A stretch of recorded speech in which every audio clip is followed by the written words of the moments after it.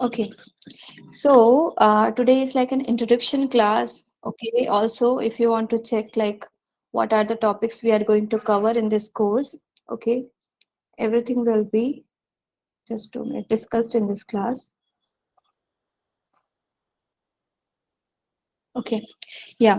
So I will share you few important things about astrology. Like first of all, how astrology works in our life. Okay, mainly when a person becomes an astrologer, the first point is how these planets are impacting us. Okay, whether there is a free will in our life or everything is predestined, and if everything is predestined, then how remedies work in our life. Okay, so these are the main confusion in most of the astrologers' mind. Just to, in most of the astrologers' mind, like whether everything is predestined or there is a free will, and how remedy works if everything is predestined. Okay, so these are the main topic that we are going to cover. Okay, this is the first part of the class. Then I will tell you about some basics because many people are very new. They have no idea about horoscope, about nakshatra, planets. Okay, so that also I will cover in this class. And at the end, I will tell you about all the topics that we are going to cover in this whole course. Okay, the level of the course. It is like it's not a basic. It's not like where like we will cover all the topics of astrology. Okay, even if you want to add something in the course, like in my previous batch as well. If the students have advised me, like please cover this topic as well, I have did that. Okay, so there is no limit. Like I will end this course in between. Okay, so in the end I will tell you about all the topics, okay, from the basics to the advanced level. Okay, so initially let's start with the basic of astrology, like what is astrology, how it works in our life. Okay, so one thing we all know, astrology is all about karmas. Okay, karmas of our past life, and even karmas of this life are important. But mainly when we get a birth chart, when we were born, okay, at that time period there must be some planetary combinations in the sky. Okay, and those combinations, planets in different nakshatras in different directions, we read it through the horoscope, through the birth chart. Okay, and through that birth chart only we do predictions. Okay, so why different person gets different birth chart? Okay, it depends on our karmas of past life. Okay, and not only one past life, it can be many lifetimes. Okay, in Hindu philosophy we believe we all take many births, okay, in different forms. Okay, and through that we are getting karmas. Please mute, there is some disturbance. Tanu, I think. No, yours is mute. Okay. So, okay. So about karmas of various lifetimes. Okay. Total accumulated karma. Now, karmas are divided into three parts. One is sanchit karma, one is prarabdha karma, and one is agami karma. Okay. Sanchit means all the karmas of various lifetimes. Okay. They are in a bulk. Like there are many past lives karma. The total accumulation of the karmic baggage of a soul is called as sanchit karma. Okay, and out of all those sanchit karma, when a soul is taking birth, when a soul is taking birth, that soul is bringing a prarabdha karma in this life. Okay, prarabdha karma. When we are born, it is not the total. Like when a soul is taking birth, when we have a body, okay, you know, like nobody can change their DNA, nobody can change their shape of eyes or how they talk. Okay, there is a basic nature with which we are born. Okay, that is your prarabdha karma, which you are taking in this life, and that becomes very rigid. You cannot change your prarabdha karma. You can change your sanchit karma. You can impact your karmas through agami karma. Agami karma, the last section of the karma is the agami, the karma that you are creating right now. Okay, that is called as agami. Sanchit is total karmas of various lifetime. Prarabdha is the karma of the current birth, okay, that you are experiencing. And the agami karma is that you are creating right now. Okay, so agami karma we can change, that is in our hand. Okay, but the prarabdha karma we cannot change. And mainly when you are doing an astrological prediction, you are reading the prarabdha karma of the soul. Okay, and those prarabdha karma are drid karma, they are rigid karma. Okay, with that, like when we talk about like how destiny plays in our life, okay, or is there any free will? Okay, so when it comes to prarabdha karma, it becomes very difficult to change it. Okay, it becomes very difficult to change it. But when it comes to remedies that we do, or the free will that humans have, okay, because humans have desires, humans have thought, emotions, okay, so they can create more karmas, more desires. Okay, so what is happening actually in your past life, whatever desires you have manifested, okay, in your various lifetimes, whatever desires you have manifested, and whatever karmas you performed. Okay, one thing is you desire something, one thing is you are emotionally connected to something, and another one is the karmas that you are doing, okay, in a which comes in physical manifestations. All of them impact, create our destiny. When we say things are destined, it's not God who is giving us the destiny, it is the soul itself is making a destiny, creating a destiny for itself, okay, through their desires, through their actions that they're putting in a life. Okay, so your actions, your desires impact your destiny. Okay, that is the creation of your destiny. Now when we are born with a birth chart, it is our own creation. Okay, it is not something which is destined or which is rigid, it is your own creation, a soul's creation, okay, of various lifetimes.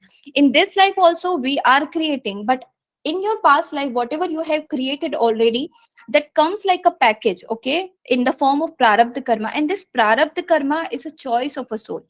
Okay, like you have many sanchit karma of previous lifetimes. Okay, like there is a story where Krishna is talking with Arjun, okay, in which Arjun is asking Krishna like what is the karma of a small ant. Okay, there is no life to this ant. So Krishna have explained him like like Arjun have asked Krishna like you should do some mercy on this ant, right? Why the life of ant is so miserable, they just take birth and they just go away in blink of minutes. Like what is the karma of the soul? Okay, so Krishna have explained in many previous lifetimes this ant was Indra. Okay, there are many, Indra is not one. Whenever universe comes into existence, Indra also comes. Indra is like a soul, like a person. Okay, because of their good karmas they get the position of a Indra.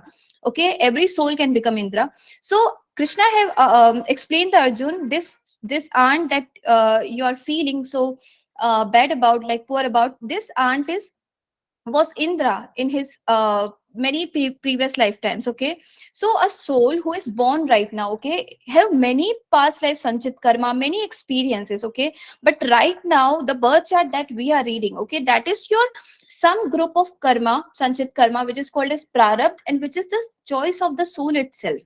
Okay, nobody have forced the soul to take this kind of karma. If person is suffering, okay, like normally in spirituality as well people say this, if a soul is suffering in this life, that is a good thing. Okay, if a soul is getting defamation in this life, that is a good thing, because through that they will clear their karmic baggages very fast.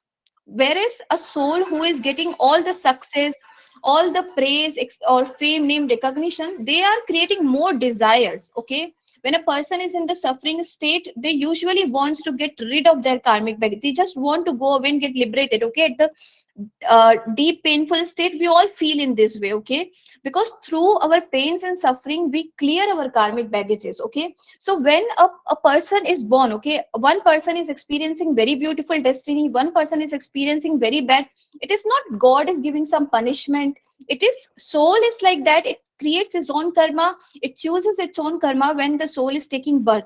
Okay, and at that time period whatever combination a soul is bringing in this life, okay, these are governed by the planetary forces, the environment. Okay, our environment impact us. Okay, so that is one thing, like environmental forces, through that we read our karmas, but the karma is our own choice. Okay, we ourselves bring those karma in this life to experience and get rid of, or you can say take lessons from the lessons that we are experiencing right now.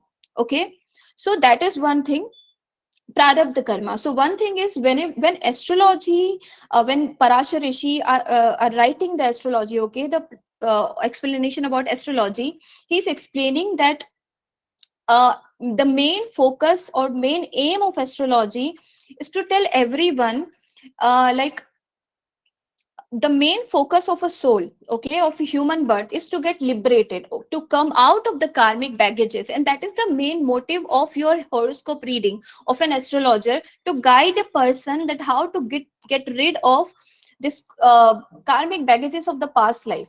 Okay, but nowadays, because of this yuga, Kali Yuga, everyone is focused about enhancing their life materially, not spiritually. Okay, so materially, like mainly the consultations will come to, like they want to grow their money, relationship, this and that. But the main focus of astrology, all the remedies that are written in the astrology, they are mainly focused on going on the path of spirituality and getting rid of the pending karmas of the past life, so that soul will lead to the path of liberation. Okay, that is the main focus through which rishi have written astrology. Okay, but yeah, we can use astrology for material things.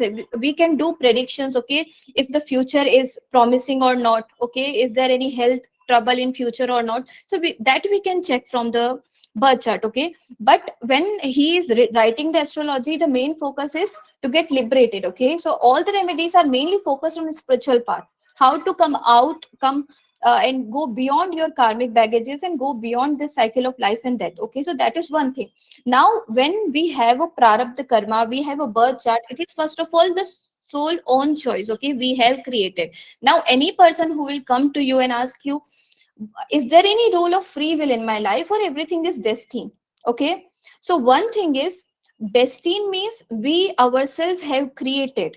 Okay, there is no difference between free will and destiny, both are same only. Okay, every soul have a choice to desire something. Okay, and when we desire something, we are creating karma. Karma can be in any form, it can be emotional, it can be through your thought process. Okay, it can be through your words, it can be through your actions. Okay, these are the way through which we create karma. Okay, other than that, when you are creating a karma, okay, when soul is, it is your own free will which is creating your destiny.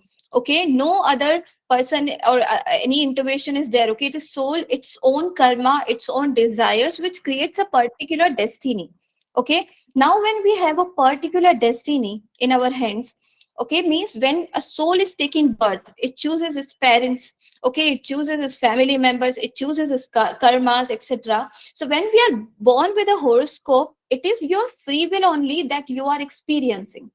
Okay, because we have created those karmas or desired those things in our past life, that's why we are experiencing and we are getting a destiny in this life. Okay, now that destiny is free will only. Now what about free will of this life? Okay, that is the free will of the past life that is manifested right now, which we are getting in the form of destiny. Okay, now when we have a destiny, we have a birth chart. Okay, we have a karmic baggages of the past life, which is our own creation. We want to change it. Okay, mainly astrology nowadays is used to change the destiny. Okay, we want things according our own desires. Okay, so what is the way how we can change our destiny? Now the the picture of free will comes. Okay, like how free will of this life we can use. Okay, and at every point of time the souls are creating desires, and that is free will only. Okay, law of attraction, free will and destiny all are interconnected. Okay, when people say if everything is destiny, then how law of attraction works? But destiny is a creation of your free will, of your law of attraction only, whatever you have attracted in your previous lifetimes. Okay, so now in this birth, okay, how you can change? Because when a soul is taking birth, when soul got a physical body, it is like you have manifested your karma. Okay, it becomes a prarabdha karma, which is very rigid, which is not possible to change easily. Okay, and that is why. And what is actually prarabdha karma? It is our habits. Okay, it is our like if I ask someone like a soul who is in the past life is waking up very late. Okay, in this life automatically that soul will not be able to wake up early. Okay, even if that soul tries a lot, it will not be able. Like mainly, like whenever I give remedy, I tell them wake up early, wake up before sunrise, most of the problems will go away. But they always say like this is not possible. Okay, uh, I do work late night, this and that. So it is like your own habits that you have created from your past lifetimes. Okay, your own desires, your own nature that we have created, and those nature we can read through the astrology. That's why when we say, like if a person is coming to you and you predict, okay, you have Raj Yoga in the horoscope, and that person will tell you, okay, if I have Raj Yoga, then I should sit at my place. Okay, let's see how I will become a king. So the next argument will come, For a person who have Raj Yoga in the chart, means they have high energy in the planets. Their planets are very super active. Okay, so these people can sit for 5 to 6 days, but after 6 days, the natural habit of going outside, interacting with people, putting efforts will automatically come in them.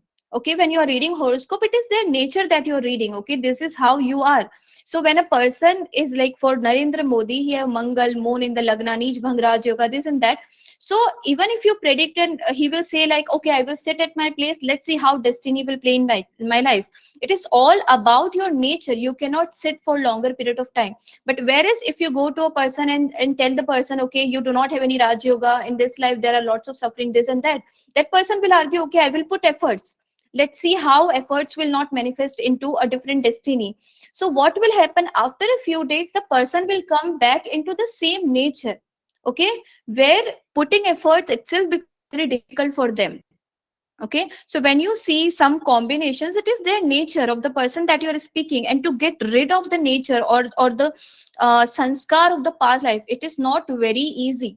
Okay, so when it comes to free will, when it comes to remedies of astrology, there are three things, okay, which help us. First one is change habits. Okay, mostly the remedies work when you change the pattern of a person. Okay, if you see a person wants to become successful, it is very important to wake up early.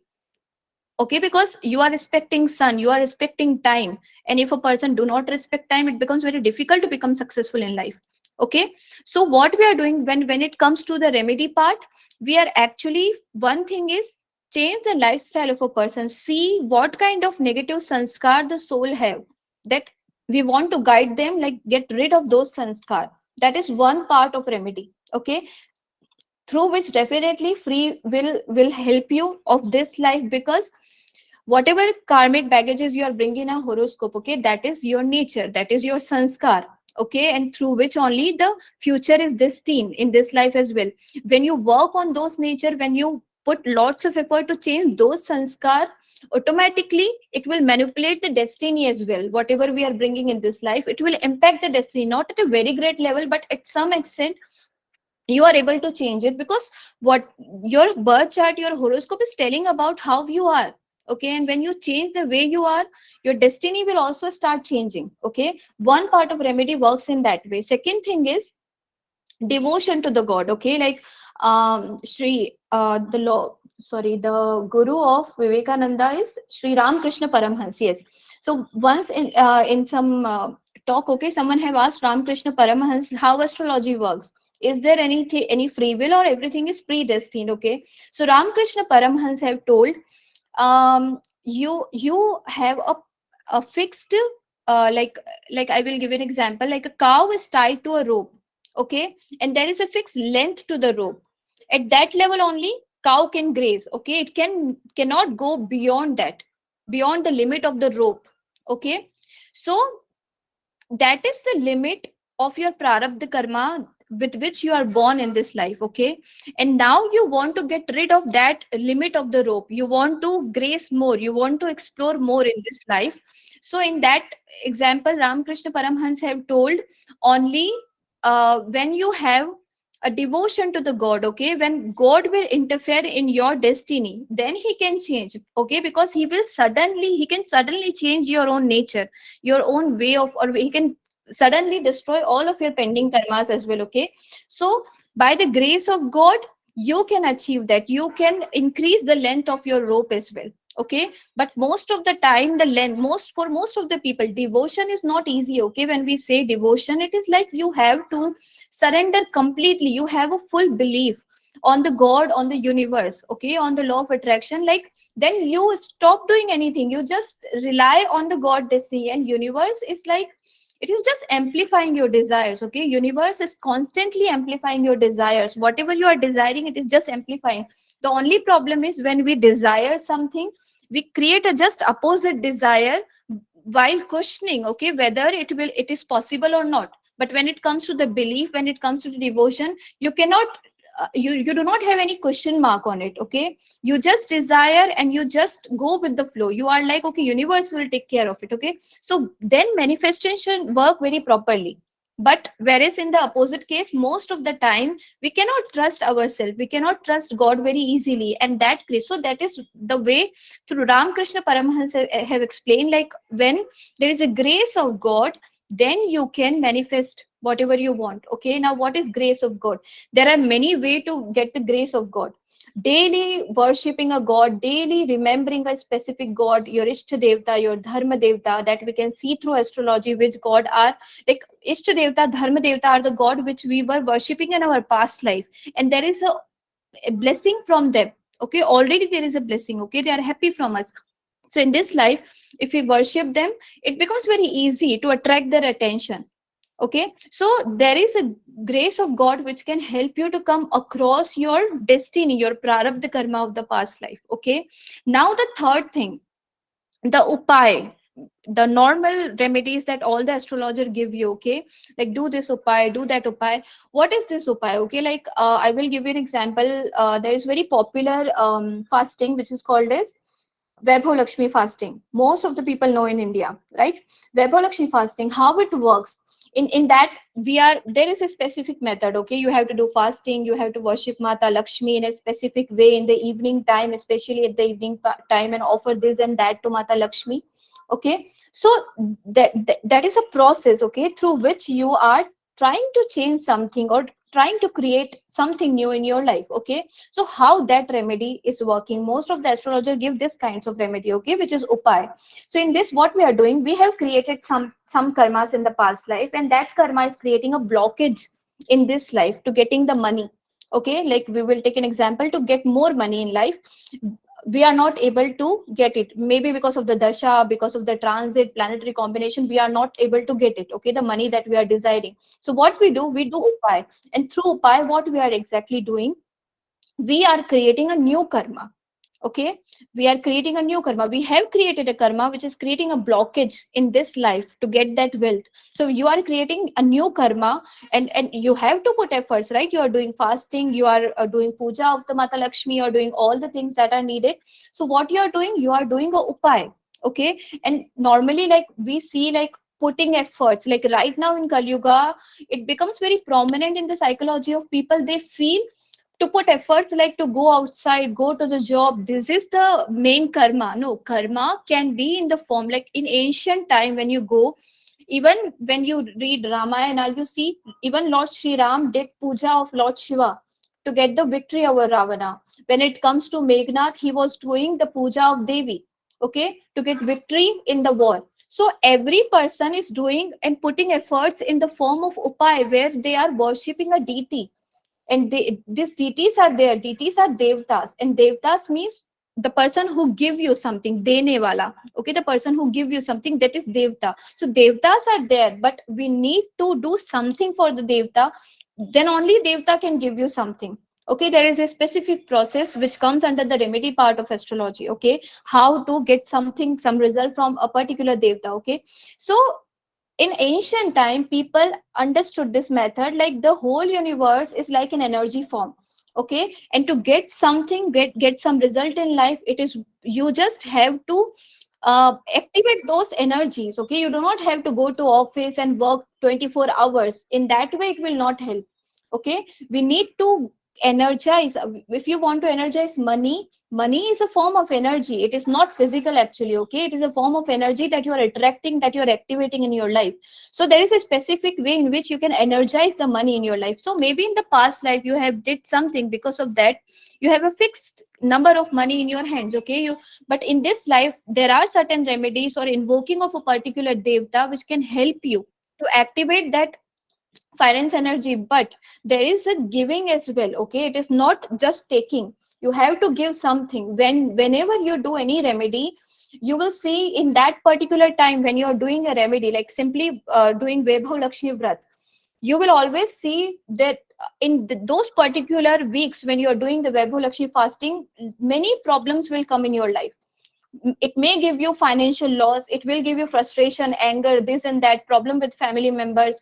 So why these things are happening? It is just because whatever karmas you have created already, you have to experience them in any form. You have to come like you have to experience them through pain, suffering, or whatever way. Okay, it depends on your birth chart. Okay, in whatever way. But whenever you are doing a remedy, at that part, at that time period, lots of problem comes in your life in any form, through emotions, through financial losses, or any problem to the family members. But these things are happening so that you will get rid of the pending past life karmas that you have did. Okay, and when you experience those karma in another form, it's all like, when we say every action has equal and opposite reaction, the law of physics. Okay, you have put certain actions in your past life, and in this life you want to change the reaction of that action. So what you have to do is, in this life you are creating certain karma, so that whatever reactions coming from the past life actions, you can change them. Okay, but you need to face the impact of that reaction. You cannot get like, same in the case of Ramakrishna Paramhans. He was a great devotee of Mata Kali. Okay, people believe like Mata Kali appear in front of him. Okay, she talks to him every day, but still he had that cancer in the body. Okay, and even doctors tried like, okay, you should come and do your operation, this and that. Okay, so you should get rid of. But what he told, like, I have some prarabdha karma, because of that I got this disease in my body. Okay, let me experience this karma so that I will become karmaless. Because right now if you do any medication, in future in another form I have to experience this karma. Okay, so that's why he is like, he have not ignored the karma, he have not did medications. He's just giving us an example. Okay, like whatever karma you have created, you have to pay back in any form. Okay, maybe if you get rid of the disease, in another form the karma will appear. So when we do remedies at that time period, especially the negative karmas will come in front of us. Okay, and creates lots of disturbances in our life. But at that time most of the people think, because of doing this vrat or this part I'm getting anger, because of doing this I'm getting this. Okay, so people like, people who have fourth house Mars. Okay, I will tell you what is fourth house. But in astrology there are houses. People who have fourth house Mars, and whenever they recite Hanuman Chalisa, they have conflict at home, they get lots of anger at home. Okay, so why they are getting angry whenever they recite Hanuman Chalisa? Because when you recite Hanuman Chalisa, you are activating your Mars, and when you activating your Mars, when person have fourth house Mars, means fourth house is the home, family. So you will get angry because of the remedy, but it is not because Hanuman Chalisa is impacting you negatively. When you recite Hanuman Chalisa, the negativities of your Mangal will come in front of you, and you experience the suffering from that, and through that you get rid of the karma that fourth house Mangal is giving you. Okay, so it is like, whenever we are doing remedies, it is not we are destroying the karma, we will experience it little faster in some another form, and through that the way to the desire will be there in future. Okay, like you are creating a way for your desire to get manifest in desires of this life.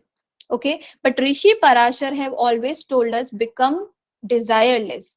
Okay, do not create more and more desires in life, become desireless. Okay, because your desires will create more action, will create more karmas, and those karmas you have to experience in another lifetimes. Okay, so that is the main focus of astrology, to go beyond your karmic life and death cycle. Okay, but here when it comes to remedies, in this three way only remedy works. Okay, many spiritual people, even Sadhguru have told in a video, do not believe astrology. Even Vivekanand, okay, the student of Ramakrishna Paramhans, who is talking about astrology, okay, who have talked about astrology many a times, the student of Ramakrishna Paramhans, Vivekanand, have told, do not believe in astrology. What is the reason why these spiritual people are telling the world, do not believe in astrology? The reason is, they do not want to limit you. Okay, when it comes to spiritual path, there is no karmic baggage, in the sense like, you want to go beyond your life and that, beyond your karmic cycle, that is your spiritual journey. Okay, so all the spiritual people will always say, do not believe in astrology, because astrology is the way through which we see our karmas, through which we are seeing our karmic baggages. But spirituality means go beyond your karmic baggages. Okay, so these two are very, many different, these two are completely different topics. Okay, astrology shows what is your pending karma, how you see that, and spirituality is go beyond it. So that's why the emphasis like, do not rely on astrology, because astrology will tell you this is what destined for you, this is what going to happen in future. That is astrology, a kind of guidance of your karmas that you have created of this life. Okay, but spiritual people wants to become karmaless. They do not want you to go into your karmic baggages.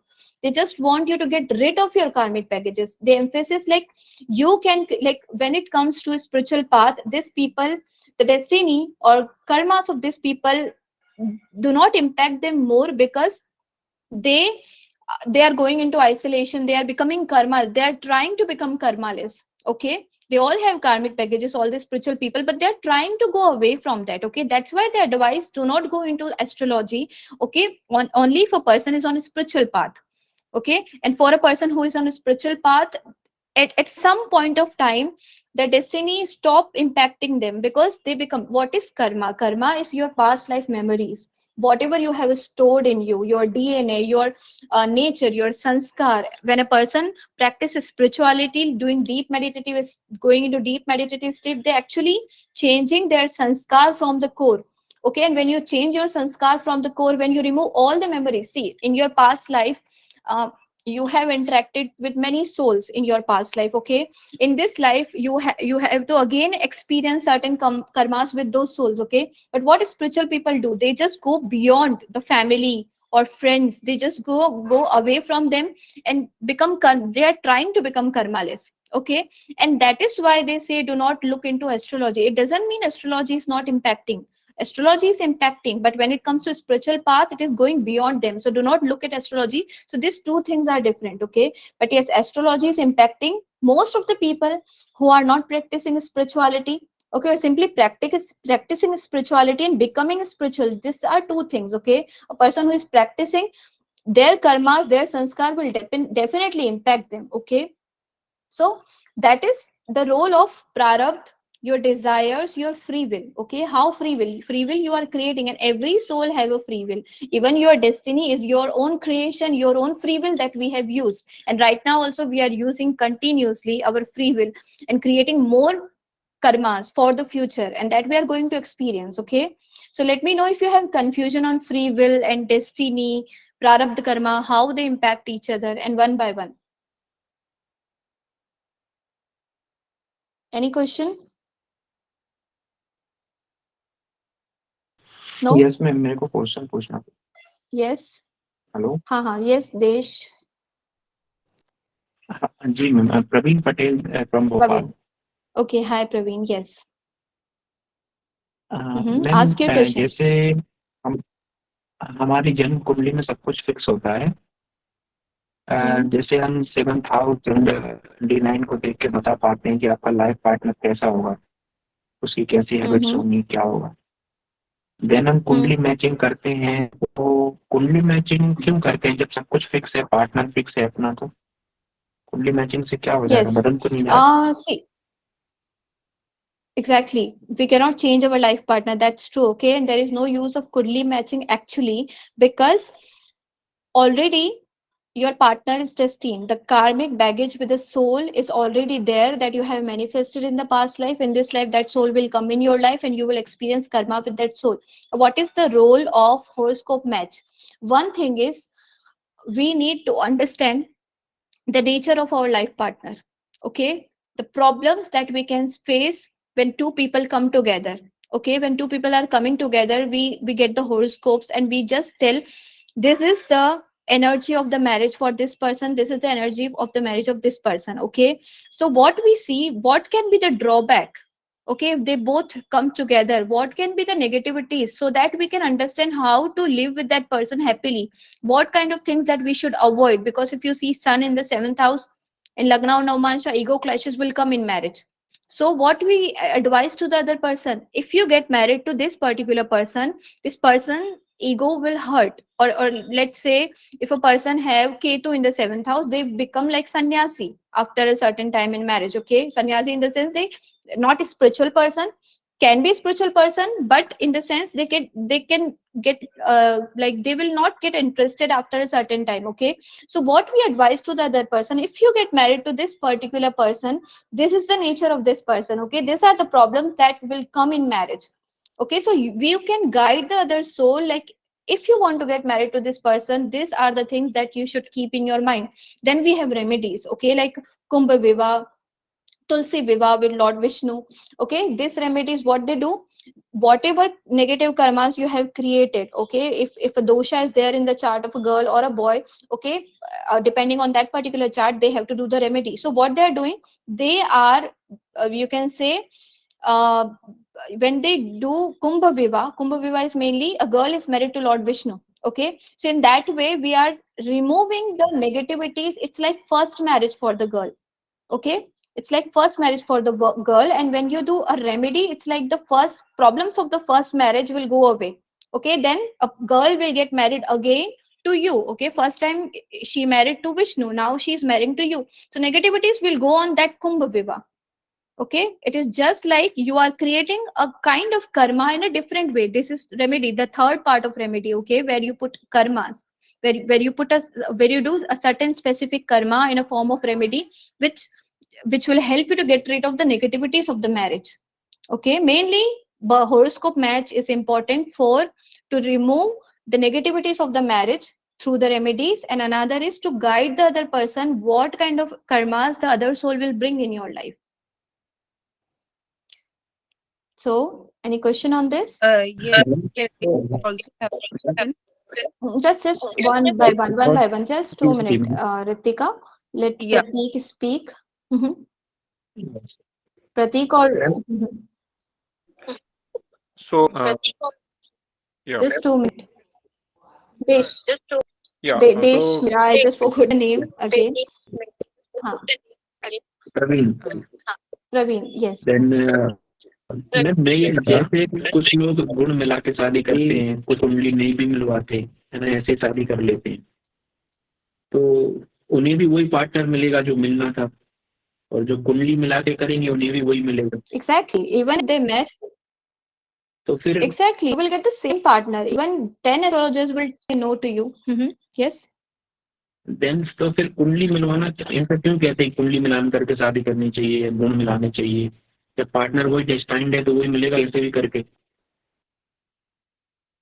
So that we can understand if there are any pending karma or negative karmas in the chart, we can get rid of. Because see, when a child is taking birth, we do certain remedies at the time of the birth if there are some afflictions, so that the negativities will not impact the child, right? Just like that, when we get married, we do certain remedies so that the negativities of the marriage, if you see any, you will not experience in Yes, future. It's just a part of remedies. Okay. yes, yes. Vaidehi, I Thank you also so have a Yes, much. question. Ritika. Can I? Uh, yeah. So I know you follow KRS sir also. So Kapil Raj, Kapil Raj. I Yes, yes, guess. yes. Yeah. So he mentioned in few of his videos that like it's in our matlab there is no free will. It's written in our destiny how many spiritual practices a person will do in his journey, life journey.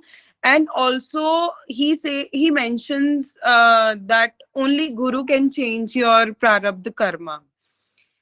And it interconnected ye bhi hai that I heard from many places that if matlab, an astrologer also carries maximum karmic baggages, Of because others. he's hindering that person, matlab, astrologer is hindering in someone's karmic Yeah. baggage. Can you please Mm-hmm. explain? Yes. Yeah, I Yeah. got the question. See, Yeah. about a guru can only, or only on the spiritual path you can change your destiny. Okay, if that is true, then why Parashar Rishi have written remedies Correct. in Jyotish? Okay, it is the ancient text, the main text which we all follow, even KRS is following. Okay, so when remedies are there, and what is remedies? It's like when he say you have to experience. That is true, you have to experience, but when you are doing the remedy, it is like fast forward motion in which you will experience your karma and they will dissolve through performing those remedies. Whenever a person do remedy, one thing is it is not very easy to perform it. Even if you know what is the way, you are not able to do it. Second True. thing, if you start doing it, it creates lots of hindrances. Okay, Hmm. and when you go beyond that, so those hindrances, what are this is your prarabdha karma which are coming in your life, okay, and creating problems so that you cannot create new karma. But when you have created certain things in your past life, you can create in this life as well, okay, through using those remedies, okay. But those remedies, like, you are performing karmas only, you are experiencing those karmas in a fast forward way, okay, so that you can get rid of it. So it's not like you're not experiencing, you will experience, but in a different way, okay. You are changing that energy in some new energy, and you are creating a certain new destiny with that, okay. So remedies is just performing karmas only, so that you can get rid of the past karmas. And sometimes one cannot even find a guru in this lifetime. So Huh. we, No, I will tell you, every soul gets a guru. Guru means, oh, when it comes to the meaning of guru, guru means guru tattva.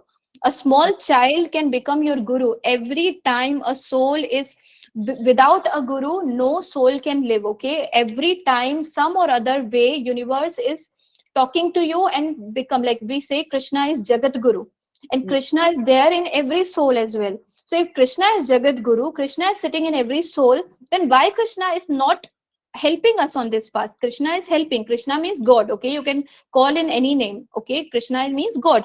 God is helping you at every point of time, and that is your guru, okay. Guru means guru tattva. From any, like, even an astrologer who is giving you a kind of advice, okay, that is becoming your guru right now, who is guiding you at some point. Guru means, it doesn't mean a single person who will come in your life and guide you for something. It is guru tattva.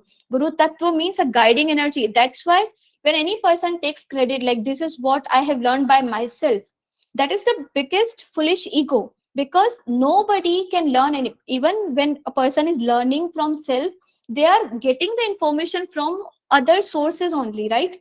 From a book, from a Google, okay. Any source can become your guiding light, but there must be a guru tattva who is coming in your life and giving you that knowledge, which you are applying. It can be your self examination, like you are reading it, you are opening the tab, you are searching for it, but you are getting resources from other medium only, na. That medium is your guru tattva, and that is your guru. And through guru is always there and guiding us on this path, and that is the universe itself, okay.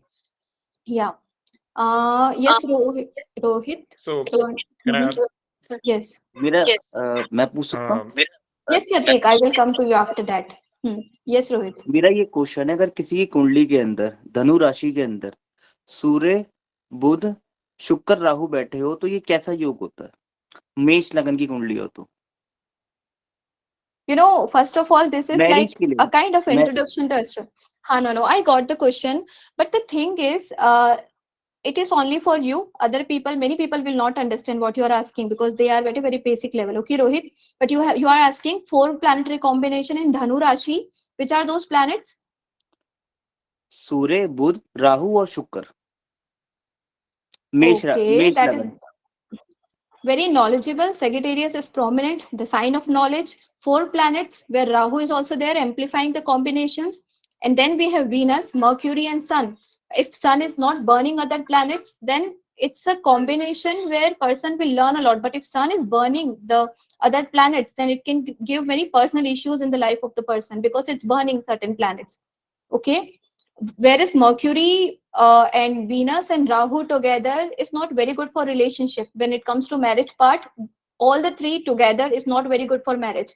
But we need to check where they are placed in horoscope. We need to check what are their condition in the Navmansha chart. Okay, simple, this combination cannot do the prediction, but as general thing we can say, this person becomes very knowledgeable because Sagittarius is full of planets. Okay. Yeah. So on this class, okay, about karma, prarabdha karma, till whatever I have covered, if you have question, Pratik, you want to ask something? Yes. Hmm. So I have two Yes. questions. Number one is that if a person marries second time, then also second marriage also predestined, like Yes.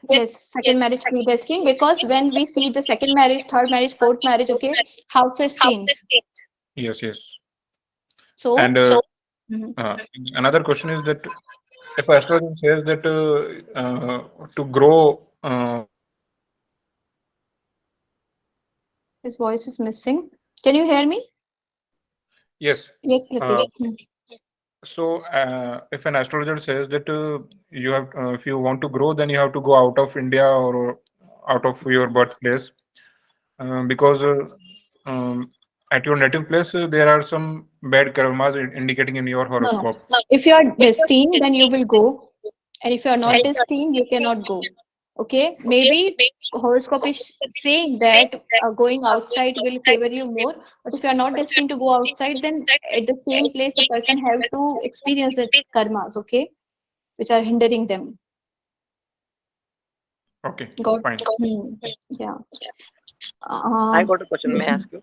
Yes, Prerna, Madhav, Prerna. Actually, I Yeah, wanted to I know have one question Yes. related to your whatever you explained.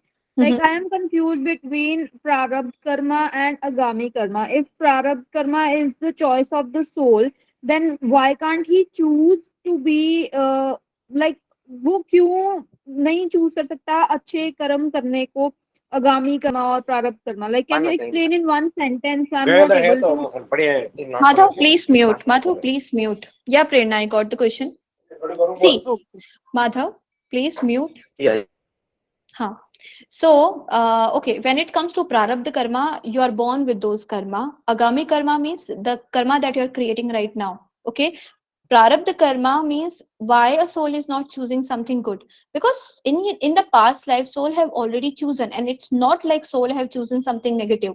Lord Krishna have told you, you have the power to perform your duties, but you do not have the power to experience the result. Why you are not you cannot control the results? Because normally a person do not have that much intelligence or knowledge to understand whatever the karma the person is doing, the result of that karma will come positive or not. Everyone wants best for themselves, okay, but when it comes to putting the actions, okay, or desiring something, you do not know what you are desiring. You can desire something negative for your own self, and the impact of those desires we are experiencing, and most of the time desires lead to pain and suffering only, because desires means you are creating attachments, and one or other day, because this is temporary world, this is not permanent world. Okay, when we say about the mrityu loka or mithya, the world is mithya, this and that, this means this material world have a limit. It will end one day, your desires will end one day, and ultimately it will bring pain and suffering in your life. Okay, so when it comes to a soul, why it is not choosing something positive for itself? It can choose, okay, it can desire, but the result which will come to you, that is not your in your hand. Okay, many mature soul must have desired something good and they are experiencing good, and many souls may have desired something good, but actually that desire is not good for themselves, and they are ultimately getting pain and suffering. And when it comes to agami karma, that is not connected to past life, that is the karma of this life. Remedies are a part of agami karma. Right now you are doing remedies, that is you are doing some agami karma, and just doing some change in your prarabdha karma with which you are born. Getting it, Prerna? Yeah, I'm getting it. Hmm. Yes. I had a question. May I ask you right Yes, yes, yes. now? Madhav. Actually, I wanted to. Actually, can you hear me clearly? Yes, yes. Yes. Actually, I wanted to know what if this knowledge goes into the wrong hand of a person. I mean, who is a kind of a selfish motives, such a kind of a person who has a demonic like thinking. See, first of all, astrology is just to read the karmic baggages of a soul. Okay. You cannot use it in a negative way. It is just you're reading something. Okay. And it is not tantra or other kind of practices which can, or black magic, something which can harm other soul. You are just reading, you're just getting the knowledge how to read the future of a soul. You cannot change the future of any person. That is not a part of astrology, Madhav. Are you getting it? Yeah, yeah, yeah. Hmm. Yes. Vedari, adding Yes, to Prerna. Madhav's question, Mm-hmm. do astrology choose a person or a person chooses astrology? See, most of the time you will see a combination in a horoscope. Whenever a person is reading the astrology or getting knowledge of it, there must be some combinations in the horoscope. Because of that, they are getting inclination towards it, and they are getting opportunity to learn it.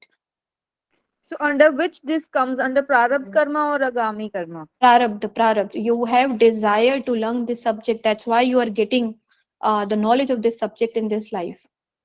Okay. Yeah, and you So, will see combinations like that in chart. can we say Actually, I that had a question. to pursue in Just the astrology? last person only. Just 2 minutes. Uh, yes, Prateek, Madhav, one by one. Yes. So, can we say that to pursue in astrology, this itself is an remedy to Personal to astrology. pursue astrology, to learn astrology or practice astrology? It's this itself is an remedy. Can we say that? No, it becomes remedy when you use it in a proper way. Okay, when you understand this is most of the astrologers, when they go deep into it, they become spiritual. They understand how karmas are impacting their life. Okay, and they become spiritual at the end of the day. Okay, if you go deep into it, because this is the guidance towards becoming karma less. Okay, so So, it will help you, but the how you are using it. actually, what happens that whenever I used to learn astrology or like listening to important knowledge or knowledgeable topics of the astrology, then my family members that this get मतलब frustrated हो जाते हैं तो वो That is क्या also मतलब that is also your karma. There must be some connection of your second house and this knowledge of astrology. Okay, so that is creating a hindrances in on this path of learning, and most of the time people believe this is a pseudoscience. Family do not have a proper understanding, like this is like family believes in Vedang. Okay, if you talk about Vedic test, family will be like, yes, you are doing an amazing job, you're reading all the Vedas, Shastras, but just make them understand astrology is a ang of Veda. It is also Vedant. The four Vedas that you read, it's a part of it only. Okay, so when they understand astrology is not a pseudoscience, it is not just to it's not like modern day things that people are doing. Okay, astrology is an ancient text written by our sages, but it depends on the consciousness of the family. Okay, maybe your consciousness is above them, or maybe you are born to make them understand something, that's why you are born in this family. okay. Yeah. Yes, Akash. Bharti. Hello Yes, Anjana. Hello ma'am, ये बताइए आप, जैसे मृत्यु भी लिखी रहती है, अकाल मृत्यु, तो ये भी लिखा रहता होगा, तो हम कैसे टाल सकते हैं कि मृत्यु ये भी तो फिक्स होती होगी ना? See, about the death, it is very a kind of very see, just like a time is a relative phenomena. When you say akal mrityu, it is a time duration that is given to a soul. Okay, now yesterday only I watching a video in which I got this realization, and in the childhood also I was thinking about this point of life, like pranayam. People say pranayam means to making your prana energy strong. Okay, so what is pranayam? In pranayam you are actually focusing on your breath. Okay, you're focusing like how you should breathe in a proper way. It brings prana energy to the body, and a body which have more prana energy will live more. Okay, so one thing is a soul is born with a time limit. This much prana or this much breath is given to a soul. Okay, this is the limit of the breath. Now ancient rishis who are like who are not dying, who are like, who have we can say win over their death as well, they are doing they are using this knowledge of pranayam in a proper way, and they are increasing their longevity. How they are doing it?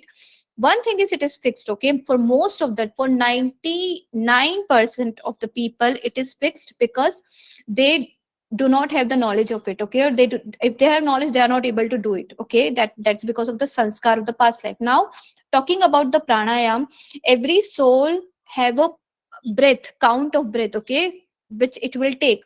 When you do pranayam you take longer breath. Okay, when you do continuous pranayam you become conscious about your breathing. Okay, normally a person who take extra stress, we say do not take stress, it will impact your health, longevity, this and that. Because when you are in stressful condition you are taking breathe, your breath will become very fast.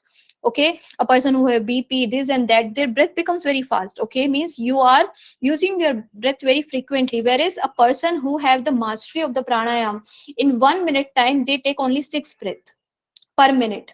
Okay, so that is like a counting. Okay, it's a relative phenomena. A person who can do pranayam, who can have like in the night also, at the sleep time also, they know how their prana is working, okay, how they are taking the breath. So longer you breathe, it will, like, it is like, one thing is in 1 minute you take 25 breaths, okay, and one thing is in 1 minute you take 6 breaths. So your breath are increasing, okay, means when you lessen the number of count per minute, you are actually increasing your longevity. Okay, so that is a part of pranayam, ashtanga yoga. Through ashtanga yoga, a person can increase their longevity. Okay, but for most of the people it is not possible, but yes, it is a relative phenomena. Okay, it is not something like, I will tell you one example of oh, I just forgot the name. There is a child of a rishi. Okay, he got this, like, when he was born, his age is only 5 years. Okay, 5 or 6 years something was the age limit for that child. So the rishi have told that his child, like, whichever rishi comes on the Ganga, on the bank of Ganga, just go and touch their feet. Just go and touch their feet. Do not ask why. Just go and touch their feet. Okay, so once there is a great scent, I think this four Vedas, okay, four Vedas, they are in the child form. They are walking near the bank of Ganga, and when he touched the feet of all the four Vedas, they blessed him like, you should live, you will live long. Okay, I will bless you, you will live long. Then suddenly Rishi came and he told him, like, you have given him the blessing of long life, but his age is only 6 years. When he was born, I have seen the astrology, and he is only 6 years old. Okay, so those four Vedas have told the child, just go and hug the Shivling. Okay, on the day when your death is destined, on that particular day, just go and hug the Shivling and do not leave it. Okay, even if Yamraj will come, do not leave it. Okay, and it's actually the sukshma body, it is the soul which is hugging. Even the body is there, okay, but mainly when Yamraj is taking you away, it is taking the soul. But that child is so much into that Shivling, the soul is connected to that Shivling. Okay, so when Yamraj came, Yamraj was so confused, like, how to take it away. He is connected to Lord Shiva, and I cannot do that. Okay, so suddenly he prayed to Lord Shiva, the Yamraj, and Lord Shiva appeared in front of him and asked him, what's the problem? So he told me, like, I cannot take this child away, and this is against the law of nature. His soul is connected to you, and it's not in my power to take his soul away. So what I should do? Or else I will break the law of nature if I will not take the soul. So Lord Shiva have told, okay, the limit is 6 years, so let his 6 years be like my years. Okay, Lord Shiva lives for thousands lakhs of years. Okay, like our thousands lakhs of year is like one day for Lord Shiva. Okay, so let his age longevity will increase. This 6 year will be equivalent to me, so that the astrology will not, like, astrology in the Dev lokas, astrology in Shiv lokas, and astrology on the Prithvi loka have a different time zone. Okay, it is just a relative time. If you go to the Dev loka, the time, your 6 months is equal to their one day. Okay, so that is like a relative phenomena, and through that Lord Shiva have blessed, and that through that Lord Shiva have told, you will not break the law of nature as well. His age will become 6 years, but equivalent to me. Okay, so that is like one thing, that is like an example. Okay, like, you cannot go beyond the law of nature, but when you are doing any kind of spiritual practices, ashtanga yoga, pranayam, it's only the breath, the total number of breath which you got in this life, and if you take it slowly, if you do in a deep meditative state, then definitely it will increase your longevity as well. And that's why people say do pranayam daily. It will increase your longevity. In the Ram Raj, every person touched the age beyond 500 something. Okay, at that time the age of people were so long. Okay, why? Because they are living in a perfect way. Okay, like in the Vedic way they are living, waking up early, doing pranayam, eating good food, this and that. And but in Kali Yuga, if you are like suggest any person how to increase their longevity, we do not have that much potential, but if we get that potential, it is possible to increase your longevity. Okay. I had a question. Yes. For Cancer ascendant, 11th house of Taurus, Jupiter and Saturn conjunction, what does that signify? No, that we will cover. Okay, like now I will tell you the basics of astrology. Okay, let's come to the basic, because people have no idea about what is houses. In this class, Ma'am, many people. Yes, Yeah. we will. ma'am, I have a question. Like Mhm. Pratik, sometime before Pratik asked one question, and you said, like, if like foreign tour is predestined in my life, I will go there. Else, I will not go. Yeah. Suppose if in my as per my kundali, I should go to foreign for my success. Mhm. And as per destiny, I will not go. Mhm. So if as per the destiny I can't go, then why the same is there in my kundali? Then why there is No, a contradiction between my destination and my kundali? no, no, no. If they are, if someone is saying if you go to the foreign lands, it is good for you, okay? But they are not saying it is destined that you will go to foreign lands. When they say it is good for you, means 12th house is active in the chart. Gains are connected to 12th house, or success is connected to 12th house, okay? But here it can also show a person have some losses in the career or in finances, because 12th house is not only foreign, it can also show losses. So they just want to change your energy of 12th house from losses to going to foreign lands, okay? But when it comes to going to foreign lands, if it is destined, you will go there, okay? But simply an connection of first house 12th house, fourth house 12th house, second house 12th house will show whether you will go there or not, okay? But if you do not have this connection, and if a connection of 10th lord to the 12th house, 11th lord to the 12th house, they will suggest you like you should go there. But whether you will go there or not, that is a part of destiny, okay? They are two different things. Okay. Got it? Hmm. And one more thing, ma'am. Like we talked about akala mrityu and all things. So, ma'am, person committing suicide, like their life was that much short, or that was something period was distractful. They took an action of suicide, or they were destined to die by suicide. Got it, Like got it. somewhat, Yes. sometimes we say that we die early. It's not our मतलब हम लोग का समय नहीं आया था, but वो मर गए. I So, will tell you that about this akal mrityu or suicide. This is like a soul is given a time limit, okay, okay, in which it will experience the material world.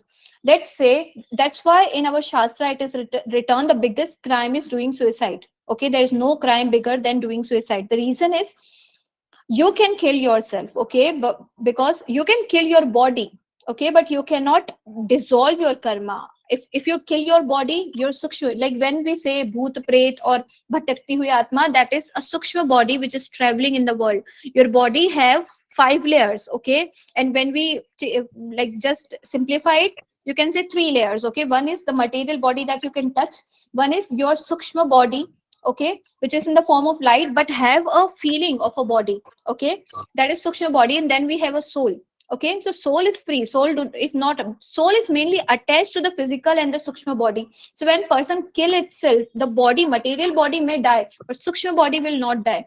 Sukshma body will travel in the world, okay. When you have a pending karma and you just kill your physical body, okay, that doesn't mean your sukshma body have killed it. That doesn't mean your all karma dissolved with that point, okay. You have to constantly experience that, you have to experience the time limit which is given for this particular soul, okay, in this particular life. So what will happen in future? The soul will stay in the state in which the soul will leave the body, maybe in anger, depression, frustration. The soul will leave this physical body, but the sukshma body, which is also a part of physical, but it is not visible to us, okay, but it is like a physical body only. That sukshma body will travel in the world till the point it will reach to the time limit that is given to the soul, okay. And it is called as bhoot pret. They are just traveling and they do not have any physical body, so they cannot do, they have the same feeling. Sukshma body is your feeling body, okay, the body through which you feel. One thing is the body through feeling, means the emotional feeling is connected to sukshma body, okay. So when soul is traveling, when they have killed their physical body, they have the sukshma body which is experiencing the same emotion in the state that you have left your body. And that becomes more panic for a soul, okay. If they leave their body, they will have a sukshma body which do not have any role to play, but they just continuously feel certain emotions. In the emotion they left their body, okay. So it is like time limit will be there, and you have to experience that time limit. can astrology predict suicide? Like anyone is going to do, or it is No. just act of the individual, which Mhm. no one can study, and just is the act of an individual. No Yeah, one it is can an predict act it. of individual. It is an act of individual. We can predict about the negative time zone for a person, when the person will get suicidal thoughts, okay.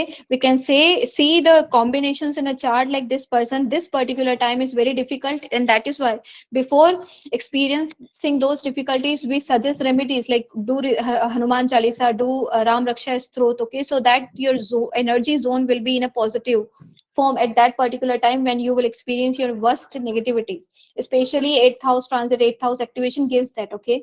But your death is destined, but when you kill yourself, when it comes to suicide, it is not destined. Even akal mrityu is not destined. Okay, akal mrityu can be done by black magic, this and that. There are many way for the akal mrityu, but it is not destined. Okay. Okay. Yeah.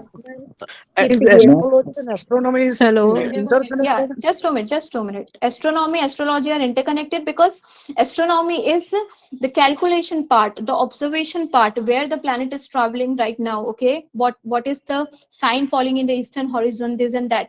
That is astronomy, and astronomy is a like mathematical part of astrology. Okay, both are interconnected and both are important. On then only you understand now when you were born, where is your Saturn, moon, this and that. Okay. Ma'am, can I just ask one question very quickly? Ma'am, when you were talking about Lord Krishna, how he described a life of an ant to be, right? He said that this ant used to be Indra in the beginning. Yes. So, in our definition, when we talk about Indra, we think about this benevolent being, right? Super being. And what I mean to say here is even Indra creates karma. Is that how I Yes, should yes. Yeah, exactly. When it comes to material world is not only Prithvi Loka. Dev Loka is a material world. See, I will tell you, when we say Nark and Swarg, okay, heavens and hells, they are also material world only. Okay, there is a bow, like every like Lord Vishnu, when he takes a breath in, all the material worlds come inside him. When he takes breath out, all the material world comes into existence. Okay, then in every, like, it's like a bubble. Okay, in that particular bubble there is a Shiva. Okay, there is a Vishnu, the Shivshodai, the Vishnu who is sleeping in the ocean. Okay, and cosmic ocean. Okay, not our ocean, cosmic ocean. And there is a Vishnu, there is a Brahma. Okay, who will create that the material world in that particular bubble. Okay, and that Brahma, if you go from, if you understand the universe from that level, after Brahma there are Tap Yoga, Jap Yog, Mahar Yog, okay, Dev Lok. These are all good lokas above. Pitru Lok also comes above us. Okay, so these are good lokas, and then we have the Mrityu Loka just in the middle. Okay, where soul get the free will to come directly go beyond this material world and go to the spiritual lokas. There are many spiritual lokas as well. Okay, so in this material world, on this Prithvi Loka, we have a we can say there is a chance. Okay, like you do not have to experience, you can just dissolve your karmas and go beyond it. Okay, on this spiritual, through the spiritual path. And then we have the negative lokas. Okay, all the nark. Okay, there are 7 nark, and there are patal lok, and many lokas are there which are negative. Okay, like people who have lots of desires, who commit crimes, this and that, they go and experience those lokas. But all this loka, including the dev loka, they are material in nature. Even Brahma, you can become Brahma as well. Okay, if you go and read the Shastra, Prabhupada, simply reading the Bhagavad Gita as it is by Prabhupada, even Lord Krishna in the Bhagavad Gita have told this. Okay, like, if you want to become Brahma, your karma should become at that particular level, so you will get the we can say opportunity to become Brahma as well. Okay, but that Brahma itself is a soul. Okay, who is experiencing the good karmas in this life. So in Swarga Loka and above lokas, okay, higher planetary systems, they have good karmas, and they are just enjoying those karmas. And whereas in the lower lokas, they are just experiencing their negative karmas. And it is also kind of lokas of the feeling, where only sukshma body is there. There is no physical body. Even dev lokas are sukshma, they are all are getting sukshma body. And in the above below lokas, they are getting the sukshma body, which is just experiencing their karma. But here on this planet, we have a free will. Okay, to directly reach to the god. That is your mrityu loka. Thank Got you, it? ma'am. Understood. Just Yeah. Hello. one more question, ma'am, just quickly. This Huh. thing, Mhm. the statement given by Rishi Parashar was that in order to get liberation, one has to cease desire. He should stop desiring anything in this life, Exactly. right? But ma'am, when we ask for blessings of a particular deity and a particular god, right?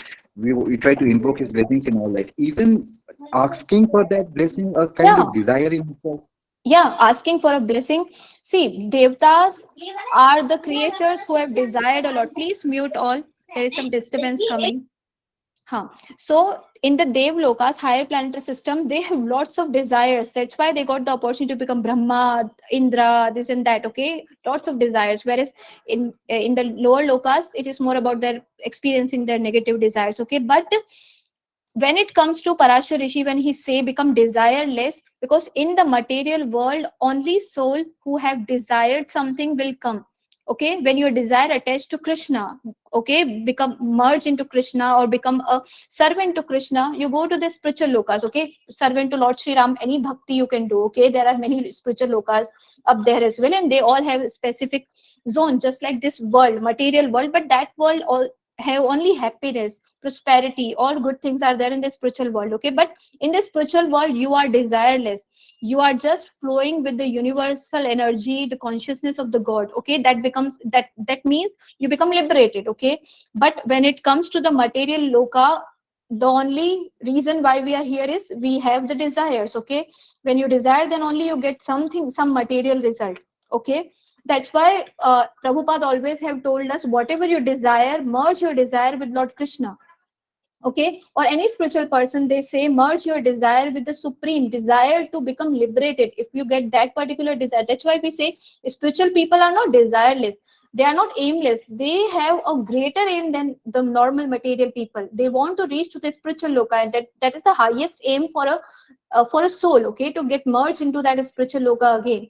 And because of our desires in the spiritual loka, we get this opportunity to experiencing that our own desires. Okay, and those are temporary desires. So when the desires will end, it will lead to pain, suffering, etc. Okay, so that's why Rishi have told us become desireless, so that you will come out of your karmic baggages, life and death.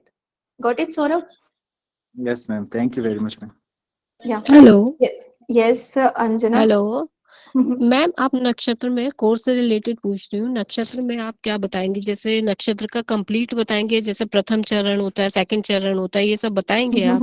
Yes, nakshatra means every nakshatra have a deity. Nakshatra have 4 divisions. Okay, nakshatra, every particular part of a nakshatra, which is called as pada. Okay, every हाँ जी। that particular part have an energy. There is a lord, there is a deity connected to it. Okay, so how to do prediction from that particular pada as well, we will cover in this course. Okay, okay Anjana? Ma'am, तो ये okay ma'am, ये practice हम लोग मतलब पत्री वगैरह देखकर या किसी की बर्थ चार्ट लेकर करेंगे, कैसे करेंगे? Yes. In practice, will also I will tell you. Okay, in the last part about the whole syllabus of the course in detail, I will tell you about it. Okay, Anjana. Now let me. Okay ma'am. Yes, we will cover the questions after these 2 topics. Okay, let me finish this topic. One is basic for the people who just want to understand, because many people in my past class as well, they are like in my demo class itself, they got scared. Okay, while hearing these topics like fourth house, this house, and this and that. Okay, combination of planets, they thought like basics will not be covered. Okay, so this is first class as well, this is demo class as well, so I will tell you the basic of astrology. Okay, so that this demo class will also help certain people. Okay, when you understand the basic of astrology. So let me share a picture with you, just give you an introduction of the astrology. Okay, the basic astrology.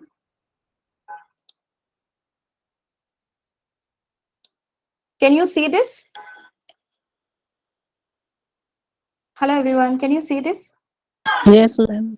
Yes, yes. Okay. Yes, we can Now, see it. yeah, okay. So let me start this. This is very complex. If person do not have any idea, this becomes very complex, but I will tell you. Okay, this is Jagannath Hora software, the best software. Okay, and also free of cost. You do not have to pay for this, and many things are there. Okay, everything, actually everything is covered in this software. Okay, whatever mathematical part you want in astrology, Jagannath Hora software will give you that. Okay, now the second thing is, whenever you, like, when a beginner who just see this horoscope, this is North Indian chart. Okay, there is South Indian chart as well. Just 2 minutes, someone is trying to join. No, okay, yeah.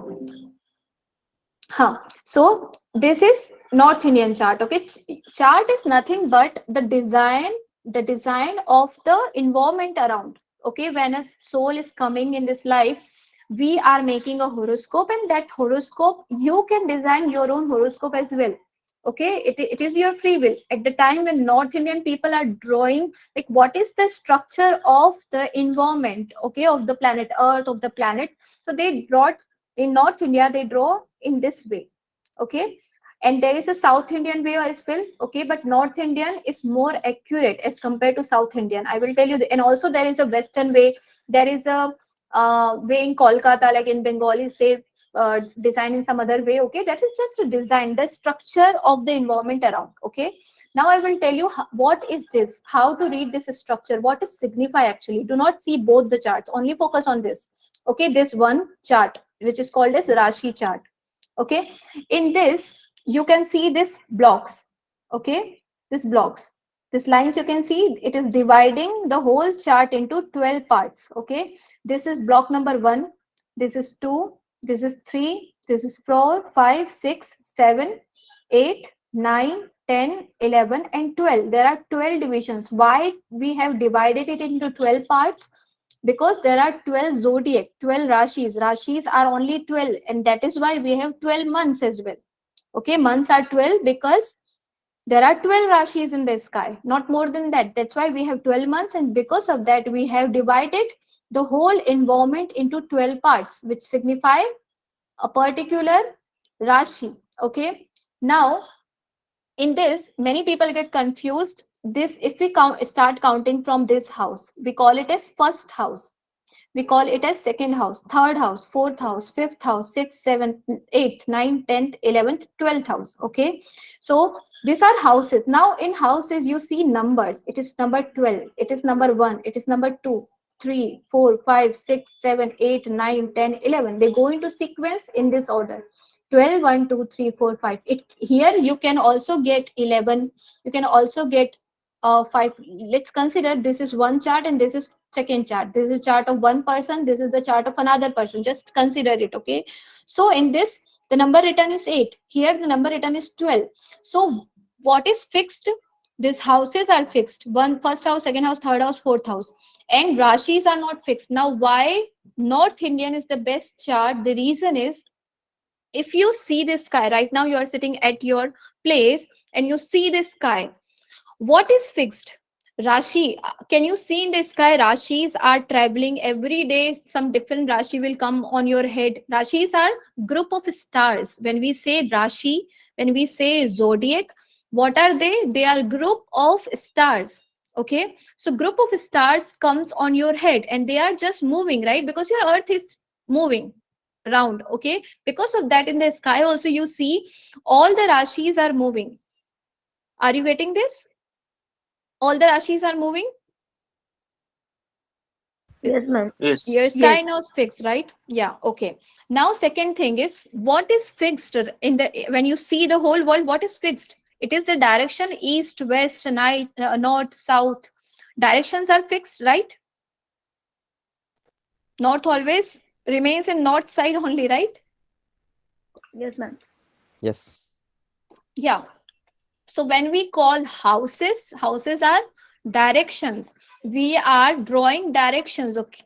Okay. So in this chart, this is east direction. This first house, when we say first, it is east. When we say this seventh house, it is west. Okay. When we say this 10th house, it is south. And when we say fourth house, it is north. East, west, north, south. Okay. These are the four houses in which all the rashis are traveling. Okay, and what are rashis? These numbers. 12 rashi is Pisces, first rashi is Aries, and you will learn it. Okay, do not think like you will never learn. There are 12 zodiacs.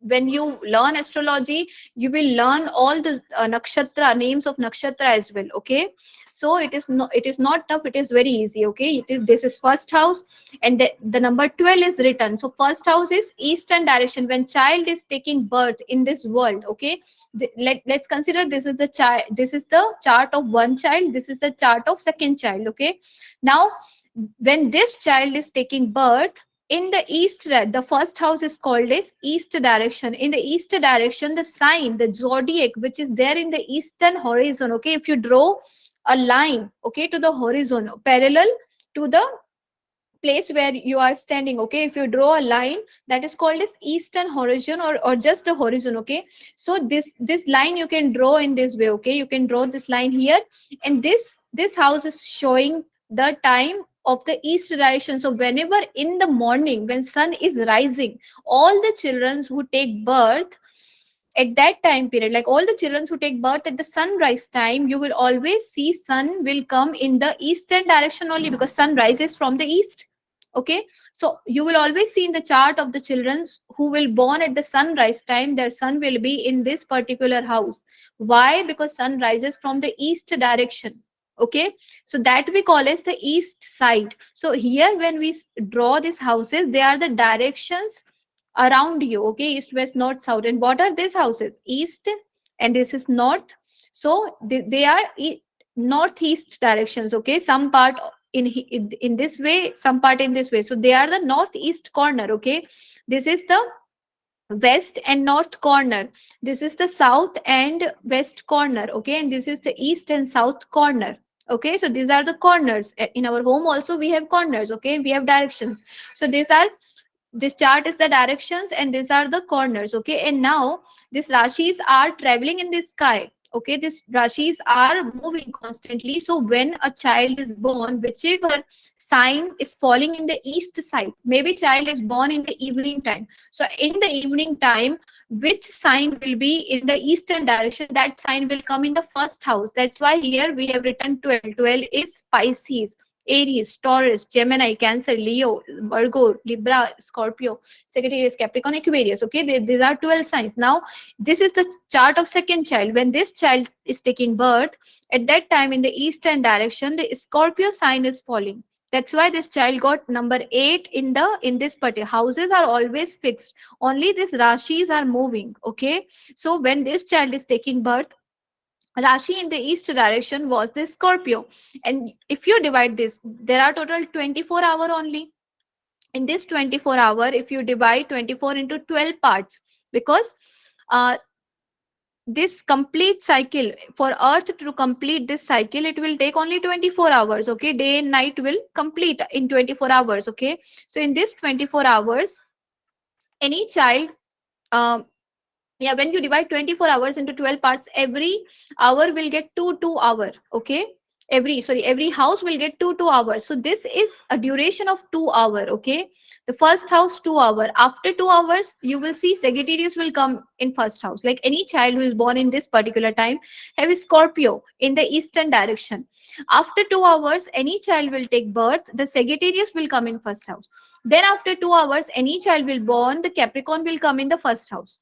Okay, so that is a basic chart, and these rashis are moving after 2 2 hours. They are just coming in first house and just changing the signs in different houses. Okay, so whenever any person will tell you the person have Mangal in the fourth house, Saturn in the fourth house, what we are checking, houses are fixed. Okay, in this chart, Rahu is in the second house, Mars is in the third house, Sun is in the 11th house, Saturn, Venus are in the 12th house. Okay, in that way we see in this house this planet is sitting. But in which Rashi?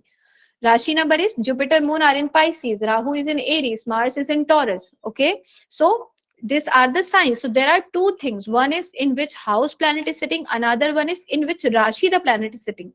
Okay, many people get confused. They call it this number as the first house. Numbers are Rashi numbers and they are moving. That's why North Indian is the best way to check, because normally when you observe the world, this directions are actually fixed. You know, okay, this is east direction, this is west direction. Okay, but what are the things which are changing? The rashis in the sky are changing, planets are moving. Okay, like right now in this particular chart, Jupiter, Moon are together. So in the night, if you observe, you will see just near to the planet Moon there is very bright star. You will see that star is the planet Jupiter.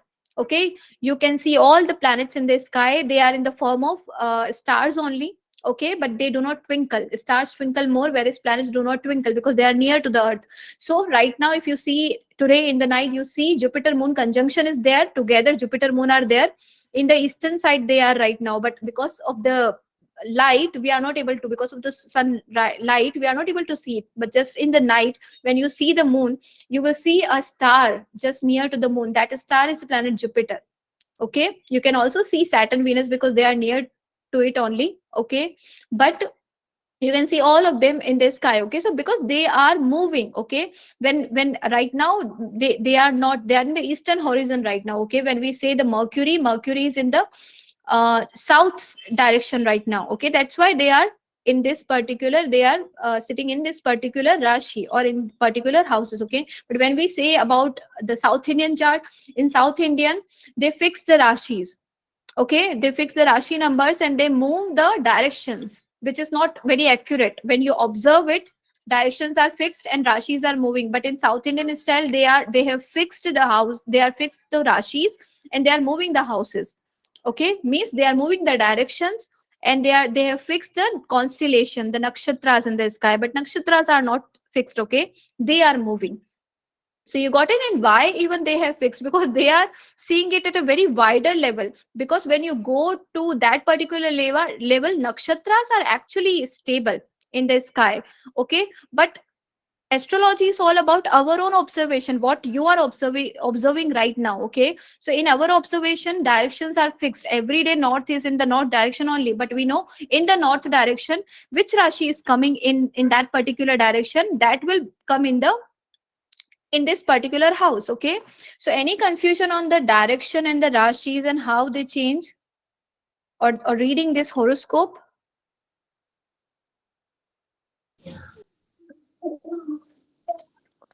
Mm-hmm. No problem. Good afternoon, ma'am. Whether planets travel in clockwise direction or anti-clockwise direction? See, this is little bit difficult, okay, to explain. I will tell you the moment and the Rashi. See, Sun stays in the Capricorn sign only for till 15th of February, right? It entered. We celebrate Makar Sankranti. When we celebrate, it's 15th or 14th of January. So for 1 month, Sun will stay in the Capricorn sign. Okay, so for 1 month it will be in the Capricorn, but after every 2 hours, Capricorn will come here, then here, then here, right? Because rashis are moving. Like after Pisces, Aries will rise here. But when it comes to the planets, Sun will come in this house, then in come. So planets are moving in this direction. Okay, getting it? Planets are moving in this direction. Okay, ma'am. Okay, ma'am. Yeah, Clockwise. Okay. yeah. Mhm. So this is your basic chart. Okay, now how to read it? First house signifies certain energy. It is your body, it is your outer appearance, it is your intellect, it is your intelligence. Okay, it is the house from which you enter in the world. The first house, the eastern side, when you were born, which rashi, which planets are sitting in the eastern direction, that planet will come in this particular house. When we say Lord Krishna and Lord Sri Ram born in Abhijit Murata, the Murata in which I started this class, we call it as Abhijit Murata. Why? What is so special about Abhijit Murata? Because deep afternoon time, Sun will be in this particular. Morning time, Sun is in this house, evening time, Sun is in this house, and afternoon time, Sun will be in this house, and in the night time, Sun will be in this house. Okay, so when you read the chart of Lord Sri Ram, Sun will be, because he was born at the 12 in the Abhijit Muran afternoon time, not at 12. Abhijit Murata in the afternoon. Okay, it varies Abhijit according to the sunrise and sunset. So when Lord Sri Ram has born, Sun was in this particular house. When Lord Krishna born in the deep night, in the same Abhijit, there is Abhijit Murata in the deep night as well, and there is an Abhijit Murata in the deep afternoon as well. Okay, so what is this Abhijit Murata? When Sun comes in this particular house, okay, means in the middle, in the top of the head. Okay, in the deep afternoon time, Sun with all the children who are born in the Abhijit Murata, their Sun will be near to the 10th house. All children who are born in the Abhijit Murata, in the night time, their Sun will, like Krishna Sun was in the 4th house. Okay, so this is just the movement of the planet. So every time planets are moving, and they are just moving in the horoscope with that. Okay, so this is a basic chart. And how to do prediction: first house have a certain specific energy. When you read the family, you read second house. When you read courage, siblings of a person, you see third house. When you see the home comfort, emotions, etc. of a person, mother, you see fourth house. When you see children's love life, your education, you see fifth house. When you see sixth house, you will read about enemies, struggles, day-to-day work, diseases, conflict, etc. When you read 7th house, you read about spouses, you read about marriage, you read about partnership, business, etc.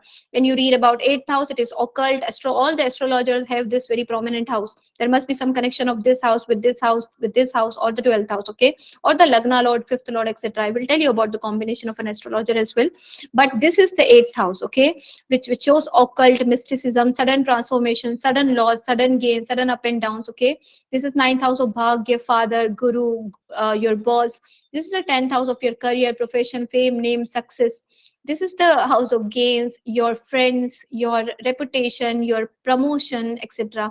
This is the house of your spiritual journeys, okay, or you can say foreign journeys, spiritual journeys, losses, hospitalization, donations, okay. So when a person have very prominent 12th house, it is a remedy. Just tell them daily, whenever you have, like, if a person have lots of losses in life, so how to, like, lots of losses means 12th house is active, okay. When 12th house is active means we want to change its energy. So what we will suggest, just do donations. Some percentage of your monthly income should go to the donation, so that you can reduce the energy of the 12th house, because it is the house of donations and it is the house of losses, okay. Now I will tell you a very interesting, because you know the basic, you understood the basic horoscope, okay. These are the directions and these are the rashis which move in the sky, okay.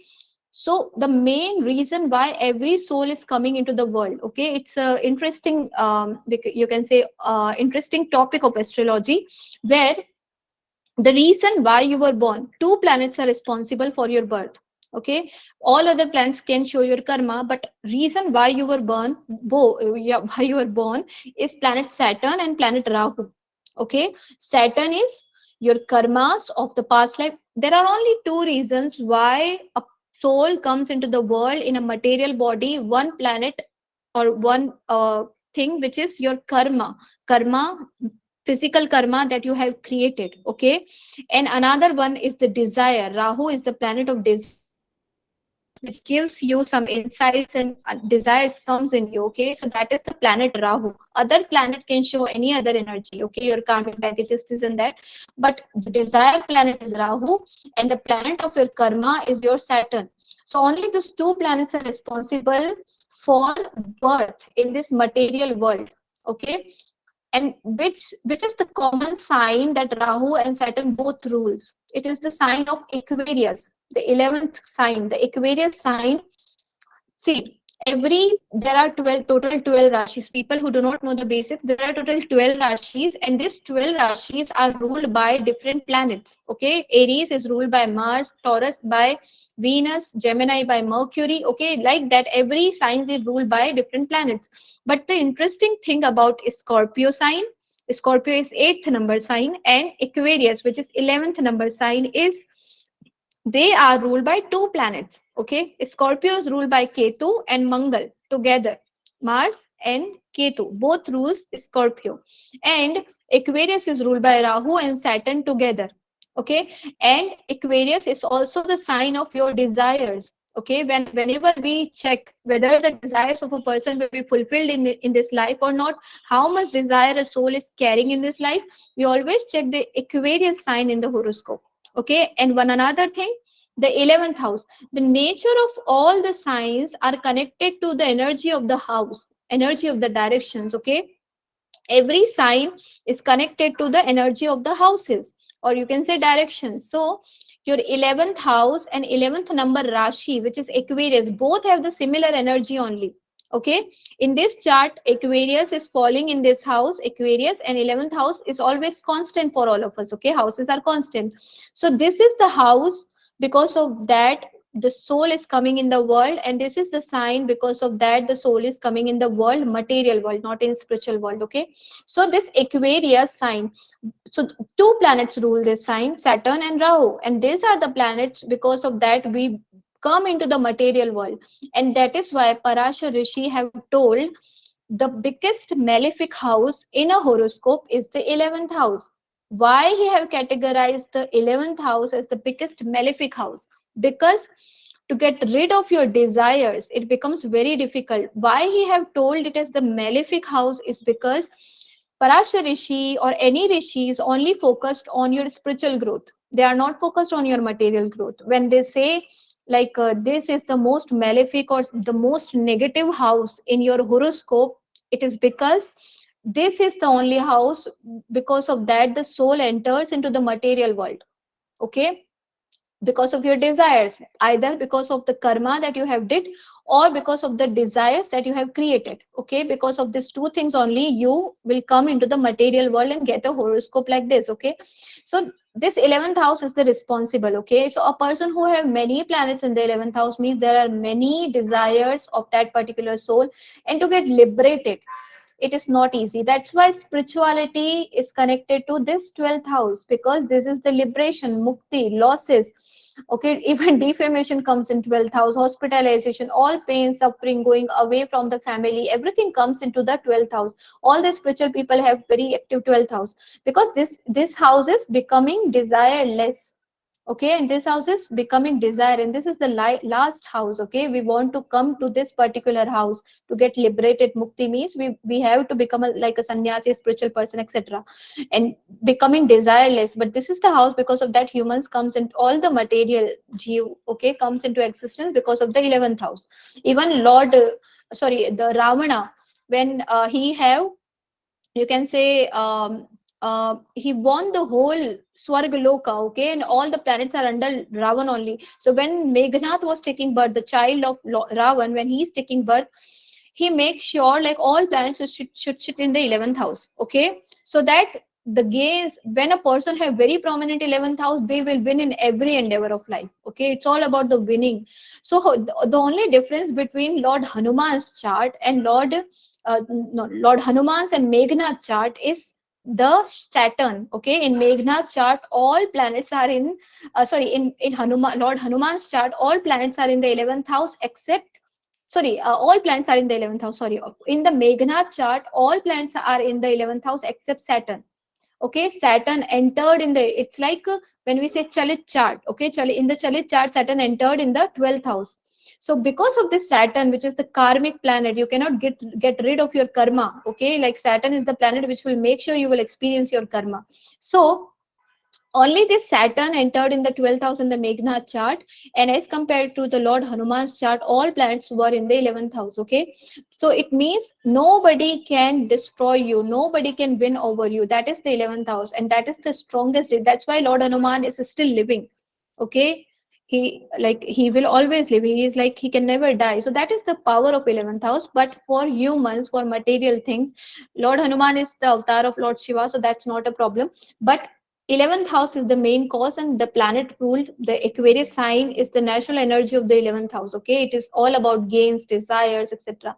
So Saturn and Rahu are the main reason. Because of that we come in this world, and this is karma and this is desire. These are the two things. Okay, and okay, so that is about the 11th house. So in that way, we read the whole horoscope. Okay, now in this horoscope, there are divisional chart, there are nakshatras, there are padas, many things. Okay, when we go in deep into astrology, but do not worry. When I will start these classes, I will start from the core, from the zeroest level. Okay, slowly, we will reach to the prediction part. Okay, so just 2 minutes. Someone is trying to join. Yeah. So that is about the your 11th house. Okay, so any doubt in this basic chart, the directions, if you want to ask? I have a doubt, Vedehi, that what if someone's 11th house lord is debilitated, or some malefic, like any malefic planet is sitting there, but it is debilitated. Yeah, I got it. See, Yeah. debilitation means more efforts you have to put. Exaltation means with ease things will manifest in life. Okay, debilitation means you need to work. See, what is debilitation? A planet. See, there are certain, like when she is asking debilitation and exaltation, I will tell you every sign have a nature. Okay, and every planet have a nature. Every planet, like the nature of Taurus is, it is the family energy, it is the wealth, it is your communication. So in the Taurus, your moon is very much comfortable. The planet moon, which is emotions, comfort, your mind, your thoughts, it feels so much comfortable when it is in the Taurus, because it is the sign of family, it is the sign of money. Okay, it is a sign of resources. When you have resources in your hand, moon feels so much comfortable in the Taurus sign.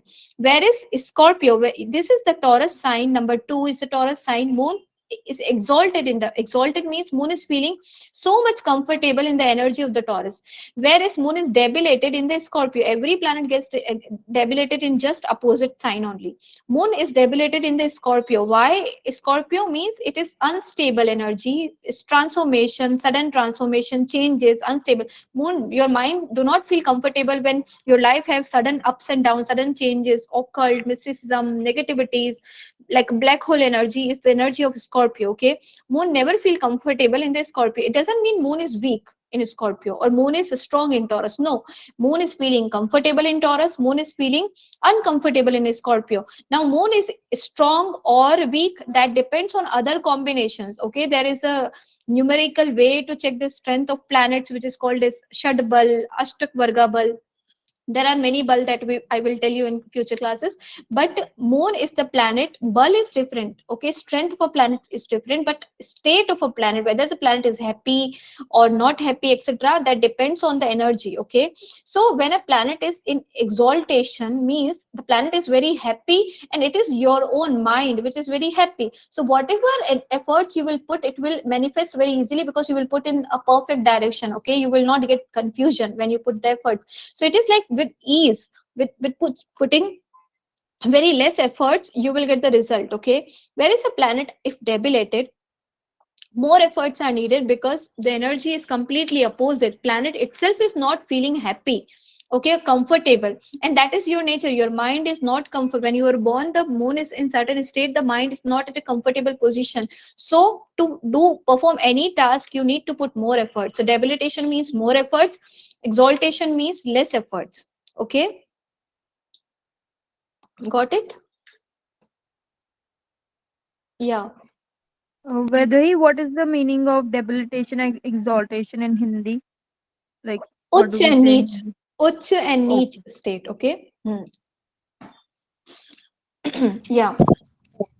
Okay. Yes, Saurav. When you said that the two planets responsible for our birth is Saturn and Rahu, no? Don't we take into consideration Ketu in this particular combination? No, Ketu is like going beyond, like the area which you have already win over. Okay, the expertise of your past life, that is Ketu, and that's why Ketu is like, I do not want anything. I just want to become zero. That is the zone of Ketu. So Ketu do not show your desire. Ketu show, see, wherever you have Ketu, you will not feel interested in that particular house. There is a energy of like, Ketu is also the planet of reaching to the highest of the level, because Ketu is Jita Hua Yodha, the soldier which have already won the battle. Okay, so now what the soldier wants, it just want to get liberated or want to sit at the topmost position. That's why Ketu represents spirituality, because there is no other top position than the spiritual position. Okay, that is the highest goal of a soul. That's why Ketu is showing, when it comes to material life, Ketu is detachment. But when it comes to spiritual life, Ketu is what, where we need to focus. So whenever your desires, your Rahu is creating problem in your life, you reach to the Ketu. Okay, means, see what will happen when you have desire, when you experience pains and suffering. Uh, you feel like, I just want to give up on life, or you just feel, I do not want to be in this position. What, from where this feeling is coming? It is coming from the Ketu. Okay, so that is how Rahu Ketu axis work. But Ketu is where you do not want to experience something, but yes, Ketu is the house where if you want to experience something, it is spirituality. Okay, going beyond the material things. So that's why it's not your desire. Okay, Saurabh. Ma'am, Yes, Vivek. ma'am, like if Aquarius is ruled by 11th house. Suppose we have the 11th number sign in the fifth or fourth house.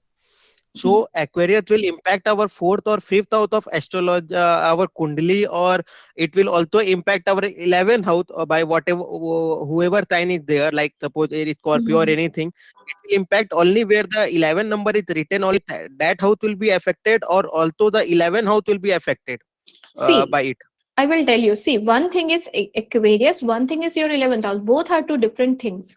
Okay, different in the way when you want to check your desires, where your desires are sitting. You see the 11th Rashi, where it is falling. For this particular child, the desire is all about 4th house.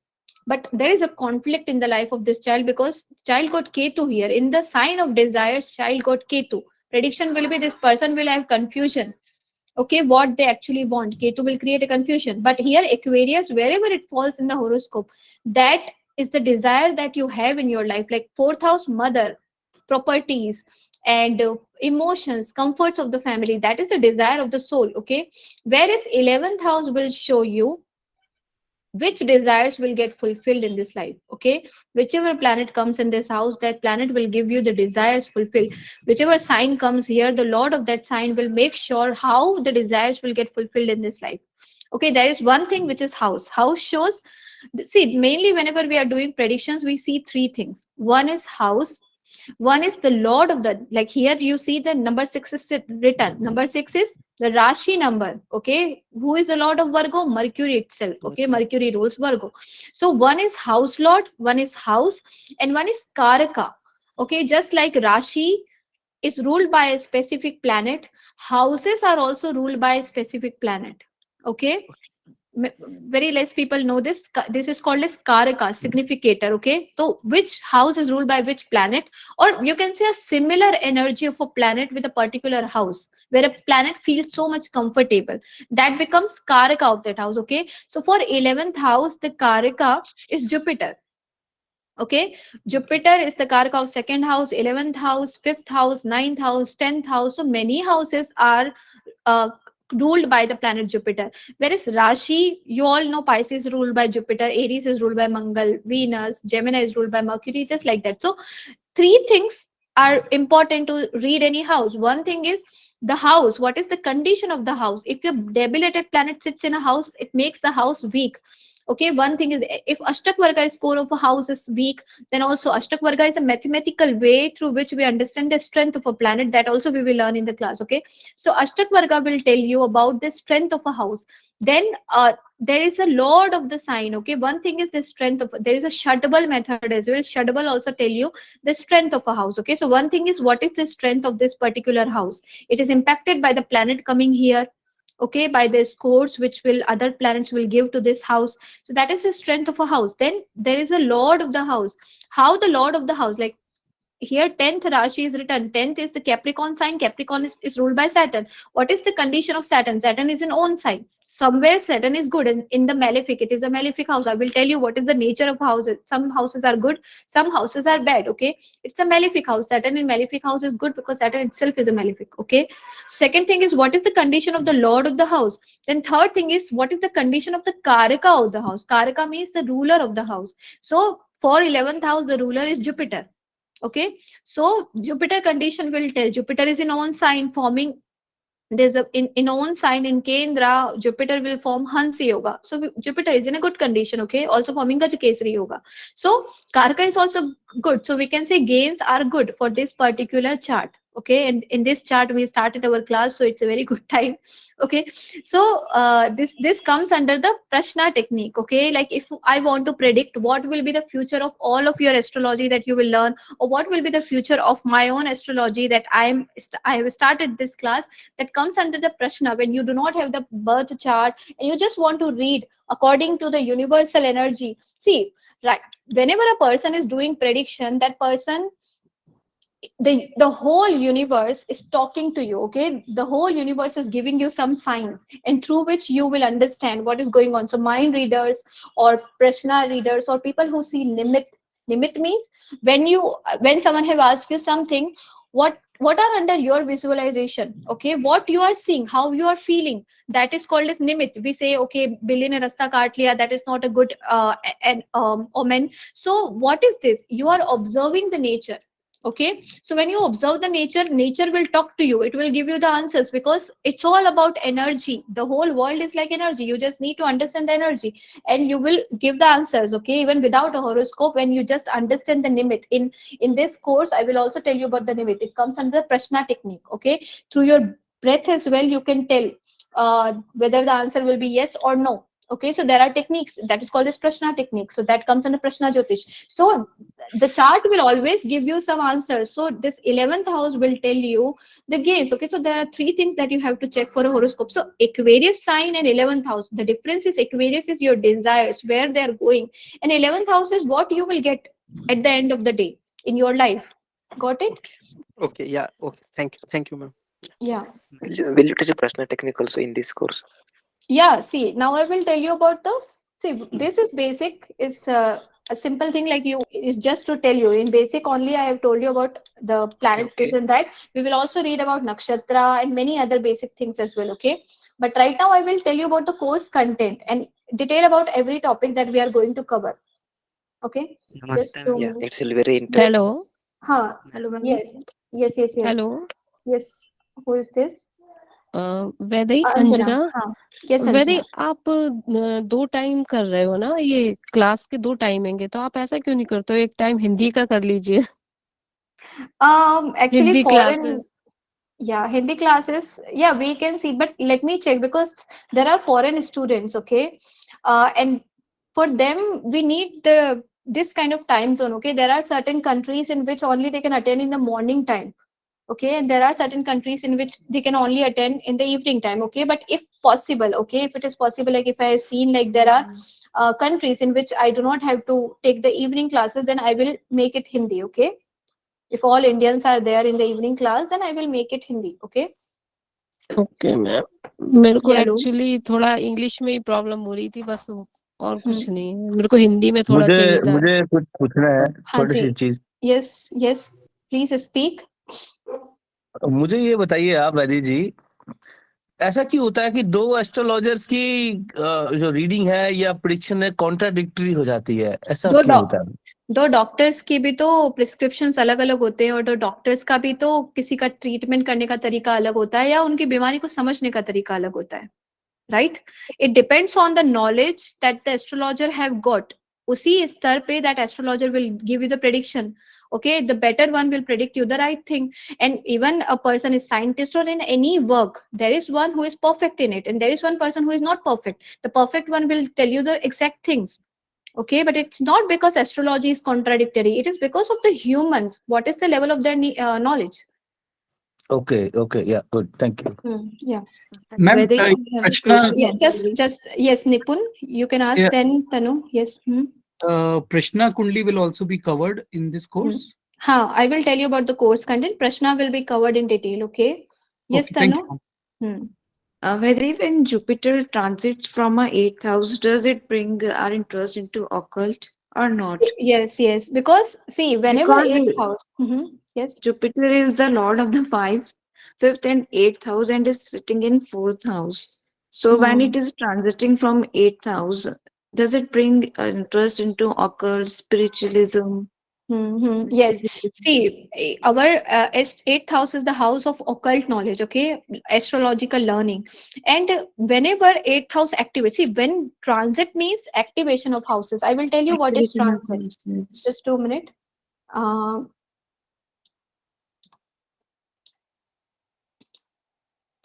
See, in this horoscope, one is the horoscope you have when you were born. Okay, it is the planetary combinations in the sky when you were taking birth. Okay, second thing is transit. When she is asking transiting Jupiter in the 8th house, what does it mean? Transiting means when you were born, you have noted down the planetary positions. Okay, but one another thing is when um just 2 minutes, someone is coming in the class. Okay, so when you were born, you got certain planetary positions in the chart. Okay, but planets are not uh, standing still, right? They are moving in the sky. So transit means with with that particular movement, we are noting every year planet will, like, see, in this particular chart, when this child is born, Jupiter was in the first house. Okay, but it will not in the first house, it will go into the second house, then third house, because Jupiter is moving in the sky. Okay, so it is the time when the child is born, but planets are constantly moving in the sky. So that movement of the planets in the sky, when we overlap those movements on our horoscope, every planet is moving. Okay, every planet is just moving in this horoscope, and this whole horoscope is like different areas of your life. So in this, the 8th house is the house of occult. Okay, astrology, mysticism, everything. So when Jupiter comes in this particular house, what it will do, it will create an interest into occult. And not only Jupiter, Rahu coming here, Saturn coming here, big planets which stays in a sign for a longer period. Okay, Jupiter stays in a sign for 1 year, Rahu stays in a sign for 1.5 years, Saturn comes for 2.5 years. So big planets, whenever they transit through your eighth house, they give you inclination. It can be from the moon, it can be from the lagna. Okay, moon chart is a different chart, I will tell you about that as well. But whenever eighth house activates, it activates your interest towards occult. Okay, and what necessary thing is, there must be some combinations to become astrologer or to learn astrology in your horoscope, because everyone will get Saturn in the eighth house once in their, or 2-3 times in their life. Okay, if they have 90 years of longevity. But not every person will learn it. Okay, but she is learning it. Why? Because she have given the reason as well. Eighth lord and fifth lord together, which is Jupiter, and sitting in the fourth house, means in her case there is a combination of eighth house with the fifth house. Fifth house is knowledge, eighth house is occult. Knowledge of occult will come in her life, because there is a combination. And here Jupiter sitting expecting the eighth house. Okay, means Jupiter is keeping an eye on eighth house. So there is an inclination of her. Jupiter is your knowledge, the learning that you will do in life. Okay, so Jupiter respecting eighth house in her birth chart means she will learn. But when she will learn? When eighth house activates through the transiting planets in the sky. Okay, so when Jupiter entered her eighth house, she got the interest into occult learning. Okay, so yeah, this is the main reason. And this will give you, Vaidehi, one thing I want to mention, yeah. like you said, like fifth lord and eighth lord sitting together in fourth house, making combination of like Yes, to learn astrology. learn L- astrology. Yeah, like in my chart also, fifth house lord and eighth house lord Jupiter is sitting in Lagna, but it is retrograde. More powerful pending karma of the past life, that you have to learn astrology when planet is retrograde. I will tell you Yeah. what is retrograde. It is a relative motion when planets in the sky is appearing to go into the backward. Every planet will move in this motion only. Okay, but Yes. it's a relative motion. When we see a planet is going in backward, that is called as retrograde motion. So retrograde, when we read in birth chart, retrograde means a planet is going in backward. Okay, when a Mhm. planet is going in backward means from the past life a planet is bringing some heavy karma. Any planet retrograde, heavy karma of the past life. Okay, so when it is bringing heavy karma of the past life, when it is Jupiter, when it is eighth lord, when it is fifth lord, means you are destined to learn this astrology, and it becomes very heavy as well in your life. It will play a major role in your life. Uh, I have Jupiter retrograde in Jupiter Mahadasha itself. I have started learning astrology. So and yeah. sorry to interrupt, but one thing more, that my Rahu Dasha is going on, but after Rahu, during Rahu Saturn plus Sade Sati got me into astrology, to be very honest. Not during Rahu Dasha, Rahu Jupiter thing, but Rahu Saturn thing. And at the Transit. same time, my Sade Sati also started. No, So I will I tell you don't the know. reason. No, no, it's not, see, Dasha is one thing. Yeah. Many traditional astrologer, their prediction goes wrong because they only see the Dasha. Okay? Hmm. More than Dasha, transit impact our life. Transiting planet. So observe transit. In transit, your eighth house, whenever it activates, it will give you the learning of the astrology. Even in the Sarasati, the last phase of Sarasati especially gives us interest into occult, because from the moon chart, eighth house will be expected by the Saturn. Okay? Okay. Yeah. Yes. What will be the And effect of the retrograde of Venus? Retrograde Venus pending karma of the relationship. Okay, they're like relationship and wife have a very big role in your life. It impact your life, but the condition of Venus will tell you whether it is a negative karma or Exalted. positive karma. Exalted. Exalted retrograde. Okay, exalted Venus is a problem, because when Venus goes to exalted means lots of desires for the relationship. Like, I want this kind of person only, or else I cannot compromise. Okay, so that is like at the highest of the position Venus is sitting. So one thing is, can delay the marriage. It cannot give early marriage, or if it is giving the marriage, uh, you should make sure the person should have the energy of the exalted Venus. If that is not there, then exalted Venus can break marriage more as compared to the debilitated Venus. Debilitated Venus is more like you have material needs, you know, okay, this much salary should be there, home, etc. But exalted Venus is your needs are something at a spiritual level, okay. And retrograde means it becomes late marriage or gives very strong desires to get that spiritual partner in life. Ma'am, Okay. Mm-hmm. ma'am, as you said that Aquarius and 11th house both hold the same energy. So if Mm-hmm. a person is born in as Aquarius ascendant and he is having Saturn and Rahu in Taurus and Venus being exalted, does it mean that he have both desires and karmas related to Mm-hmm. family or fourth house? No, Taurus is also money. When Aquarius is rising in the Lagna, Aquarius is the sign of finances, okay, the Yes, ma'am. gains in life. And when Taurus, Rahu exalts in the Taurus sign. When Rahu sits in Taurus, means you want that material wealth in your life. Rahu, Saturn are material planets. They are not emotional planets, okay? So they focus on the material gains in life, name, fame, recognition, this kind of desires it will give. But because of the Saturn intervention, late result will come. And ma'am, Venus is also exalted. Venus is also exalted. Oh, that is good only, okay, but we need to check Okay. where it is placed. Yeah, your desires will be Ma'am, fulfilled. Yes, ma'am, I have a question, ma'am. Uh-huh. Ma'am, I have seen in various charts that whosoever has their ascendant uh, as a retrograde planet, and they have suffered very much in their early life, and that suffering made them a man of steel. Like they have, Mhm. after they have grown up, they have become a Well, virtually yeah. a good human being. Why it is so, ma'am? See, there is no confirmation, but the thing is, when retrograde planets in the Lagna or Lagna Lord goes to retrograde motion, the soul is born with a very strong desire to manifest something in life. Okay, a strong retrogression means desires. Okay, when it is connected to Lagna, you are born to fulfill that particular desire in your life. Okay, and that is why retrograde planets are more powerful than the normal planets. Okay, person born with lagna have retrograde planet or lagna lord is retrograde, it is more chance for them to fulfill their desire in this particular life. And suffering is coming because of that desire only. Okay, there is a strong pending karma which they have to experience. Okay, their life becomes more restrict as compared to other people. Okay, retrograde planet restrict your life, you have to perform that energy in this life. Okay, that karma in this life. But becoming successful means their chart also have the successful combinations like that. Okay.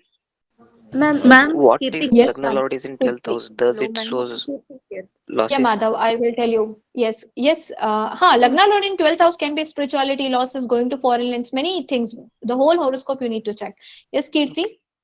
Mm-hmm. But I read somewhere that whenever there is a connection between fifth house planet and ninth house planet or lord, the person has chance to postpone their sanchit or prarabdha. I don't remember whether it is sanchit or prarabdha karma.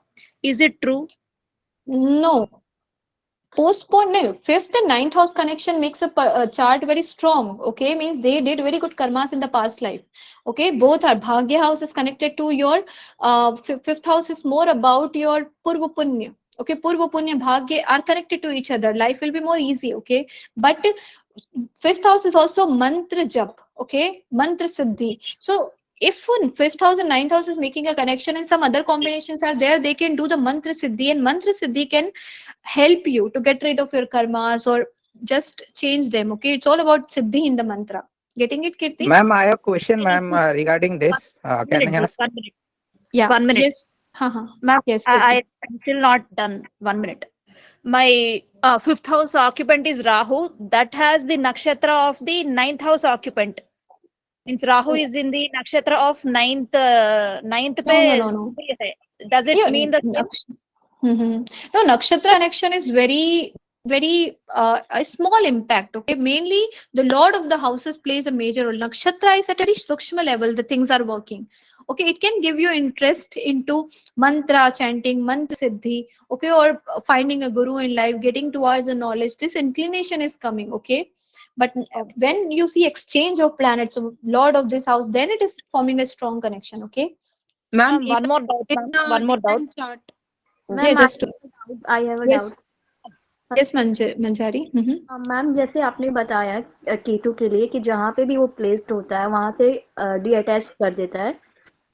तो अगर Ketu Venus के साथ 12th house में place हो और Venus हमारा दारा कारका हो जो रेट्रोग्रेड हो, तो उस कंडीशन में क्या मतलब प्लेनेट क्या कहना चाह रहे हैं इस चीज का जो पोजीशन है? See, this become little complex because only two planetary combination will not give you prediction. Okay, whole chart we need to check. Dhara Karaka is your spouse energy. Now, Dhara Karaka is a part of Gemini astrology. Okay, people who do not know, this is the degree. Like when people say in astrology, see in astrology everything is predicting. Degrees are predicting. Rashis are predicting. Your which planet is in which rashi, which planet is in which nakshatra, individual chart where it is going. Okay, many ashtak varga score, shadbal score, everything is giving some prediction. Okay, so whenever you want to do prediction, it's like dhara karaka degree wise you are talking. Okay, it's a part of Gemini astrology which we will cover in this course as well. Okay, Gemini astrology is also a part of it. So dhara karaka is your spouse energy, it's with Ketu. There are high chances your partner will be like Ketu. Okay, Ketu can give you endless desires or you can become desireless. Endless desires means you want to reach to the path of spirituality to the highest level, but if a person do not have that spiritual guidance in life, it can give a person who is just looking at life and not able to understand what actually he want, or it can give a complete spiritual inclination of your partner. Okay, but simply dharakarka will also not give you prediction. You need to check upapada. When it comes to Gemini astrology, upapada chart will give you the prediction. First house, second house, seventh house of upapada chart, how it is working. Okay, yeah. Yes. Thank you, I ma'am. question, ma'am, regarding that thing, ki fifth house and ninth house connection. But what if it is not happening in Lagna chart, but it is happening with the Lagna Lord in D9 chart? D9 chart ka Lagna Lord.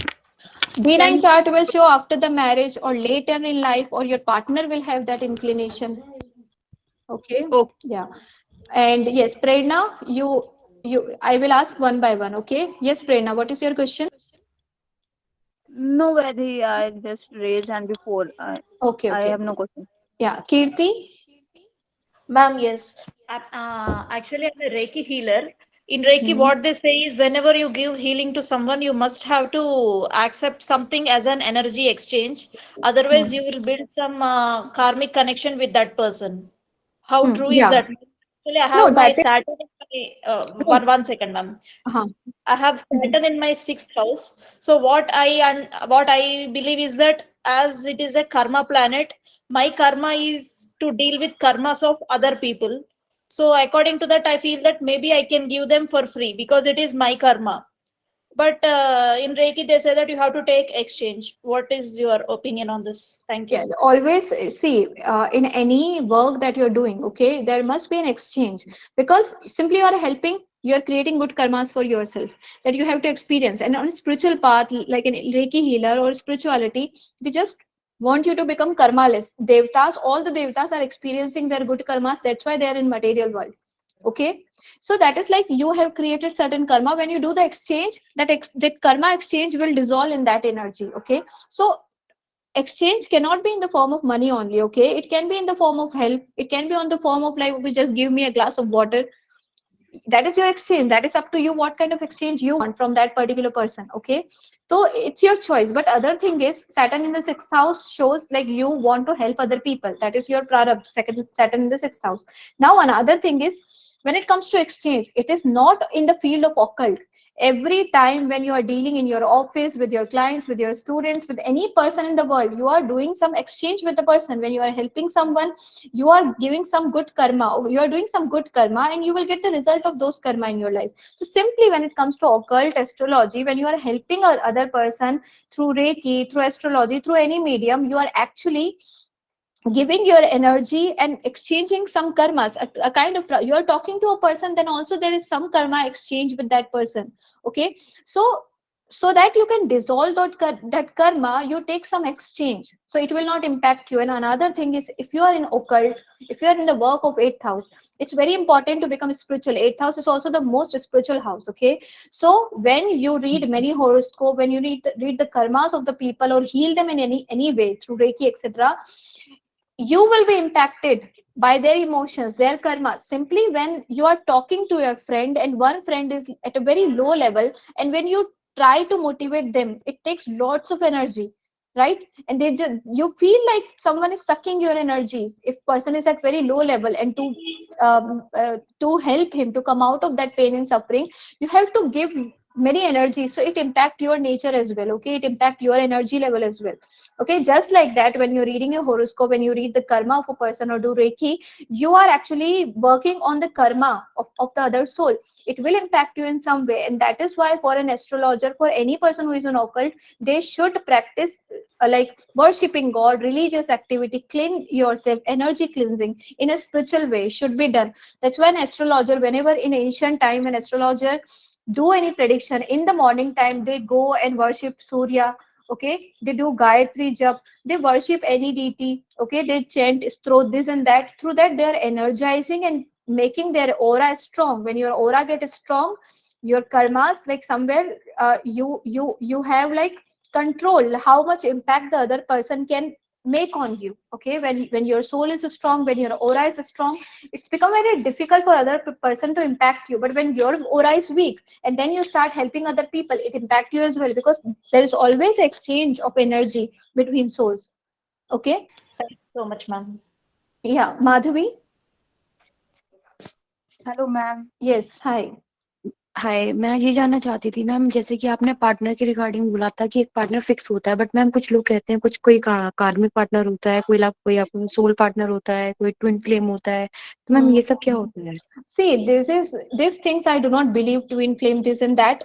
Every person, your mother, father, siblings, friends, this and that, we all have a certain karma with these souls that we are experiencing. Like I will give you an example. In this life, like someone is coming to you and they are just asking, my son, do not listen to me, he's just wasting my whole wealth. Okay, and he's doing all the negative stuffs in life, so what I will do with this kind of son? Why this kind of suffering is coming from my own children? Okay, so when you see the karmic baggage of the soul, that child may be in the past life. Okay, you must have stolen the whole wealth of that particular person, that particular soul in the past life. Okay, you must have did something negative, or because of you the whole wealth of the other soul have went zero. Okay, so in this life that soul became your own child. Okay, and now in this life that child is just wasting your money, but because in this life there is a bond, the universe have created a strong bond between you two, the emotional bond, and because of that you cannot even get rid of it, and you are just experiencing like child is wasting all the money. Okay, and giving all the sufferings to the parents. So there is a karmic energy between both of them. So when they say twin flame, there's nothing like twin flame. Okay, your soul is alone and just experiencing and just want to get liberation. There is a connection between you and the god. There is no other connection with any other person. Okay, all with other person, you are just doing an exchange of the karma. Okay, maybe they have created or you have created, but you are just exchanging and experiencing those kind of karmic baggages that you have with that soul. So it can be with any other soul, it can be with mother, this and that. Okay, but this terminologies nowadays from west, these terminologies are coming which do not have any meaning. Okay, like twin flame, they are telling like if two people have good compatibility, or in past life they have good emotions for each other, in this life they became partner because of some desires in the past, they become partner, they help each other, that is a good karmic exchange between the souls. Okay, getting it, Madhavi? Yes ma'am, और फिर इसके regarding मुझे ये जानना था, जैसे कि फिर लोग कहते हैं कि पार्टनर्स जो होते हैं वो ऊपर से डिसाइडेड होते हैं, तो मैम इसका मतलब ये सही होता है कि मतलब It can पार्टनर be एक ही many. होता है? No, it can be many. There are many divorce cases nowadays, right? This Draupadi have 5 partners.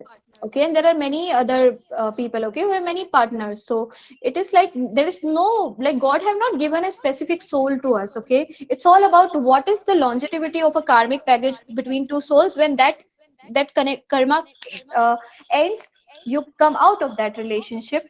Okay, and then you will experience some new relationship if you have some other karmas with other souls as well. तो ma'am ये decided कैसे होता है कि कौन सा partner होता है कौन सा नहीं होता है? जैसे आपने कुंडली मिलान का बोला था कि ये करना बेकार है, लाइक कभी आपने बोला था किसी को कि ये सब एक फॉर्मेलिटी की तरह होता है, इसमें हमें No, no, सिर्फ ये it's पता not चलता है कि formality. No, no, it's not formality. When you are getting married to a person and when you are checking the horoscope, you can understand if there is any remedy so that if negativities will come, we can get rid of it. Okay. But in our horoscope, we can check multiple partners as well. If a person has single partner, that also we can check. Our seventh house is our first partner, ninth house is second partner, 11th house is third partner. Okay, so if a person have multiple relationship yogas, that you can directly see in the horoscope. Okay, and then what kind of connection the person will have with the first partner, with the second partner, that you can check from this particular houses or while matching the both horoscope. Okay, ma'am. Thank you. Yeah. Yes, Sunanda. Hello, good afternoon, ma'am. Good afternoon. Ma'am, I have read 8 types of marriages given in the scriptures, as you told about the Kumbh Vivaah. Is it a ritual which is, operated by the Pandits, or it's in the scriptures? Because I've read about the 8 types of marriages. That is all about the Brahma Vivaah, Dev Vivaah, that's Prajapati Vivaah, Yeah. Gandharv Vivaah. Yes, But I've yes. never heard about, even read about that Kumbh Vivaah. Is it No, work? I Does will it tell work? you. No, no, no. This 8 types of marriages that you're telling is the way through which two persons comes together. Okay, Yeah. it's not the name. It is like a way. Okay, like Kumbh Vivaah is given the name because in which Lord Vishnu is putting the idol of the Lord Vishnu will be put in the kumbh. Kumbh means like a pot. Okay, water pot. So that's why we termed this as a Kumbh Vivaah. Okay, but when we say Prajapati Vivaah, Deva Vivaah, Gandharva Vivaah, that is how two people are meeting. Okay, like if two people have a kind of love relationship more than 1 year, that is like a Gandharva Vivaah. Maybe they have not did the Sat Fera or any other ritual. Okay, but if they are connected to each other for more than 1 year, it is this definition of marriage is given in the Mahabharata. Lord Krishna is telling if you are in a serious relationship mentally with a particular person for more than 1 year, that is like a marriage for you. Okay, so in that particular, when they describe it, Gandharv Vivaah, this and that, that is how two people are meeting each other. Whether father is playing the role, whether the person itself is choosing, or while giving out some exchange, there is a transaction and you are getting the wife in your life. Okay, so there are categories of marriages, and there are like in rape cases as well they have Rakshas Vivaah. Okay, Pishach Vivaah, this Vivaah are there. So that is how two people are coming together. Okay, and exchanging their karmas with each other. So that is the way through which people are coming. But when we say Kumbh Vivaah, it is not a type of marriage. It is like a ritual. Like we are marrying a girl with Lord Vishnu. Okay, and then the dosha of the first marriage will go away from the life, because then we will break the marriage and we will get married the girl to another person. Okay, Sunanda? Okay, thank you. Yeah. Is it Yes, necessary to Manja. get married? Retrograde marriage? Yeah, is it necessary to get married? No, it's not necessary. There are many people who are not, and like Yogi Adityanath chart, if you see, there is no combination for marriage and he is not married. Right? It's not necessary. Yeah. Yes, Sunanda? It's Okay, your done, question. ma'am. It's done. Huh? Manjari?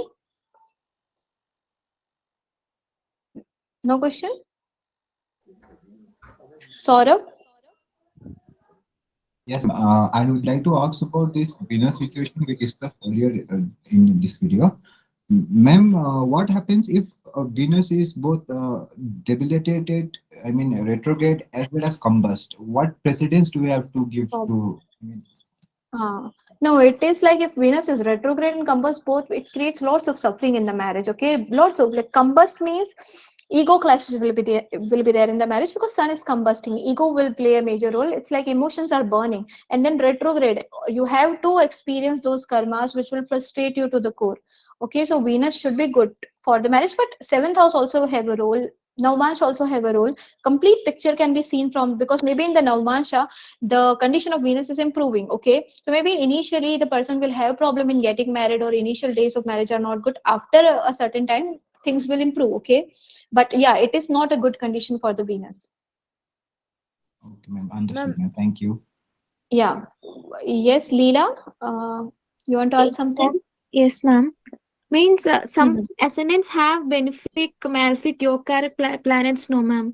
So yogkaric planets, even though retrograde or in in 12th house, 8th house also give positive results only, or it Of that changes? particular, no, no, of that particular house, like retro yoga karak planet is the best planet in the horoscope. I will tell you how a planet become yoga karak, okay?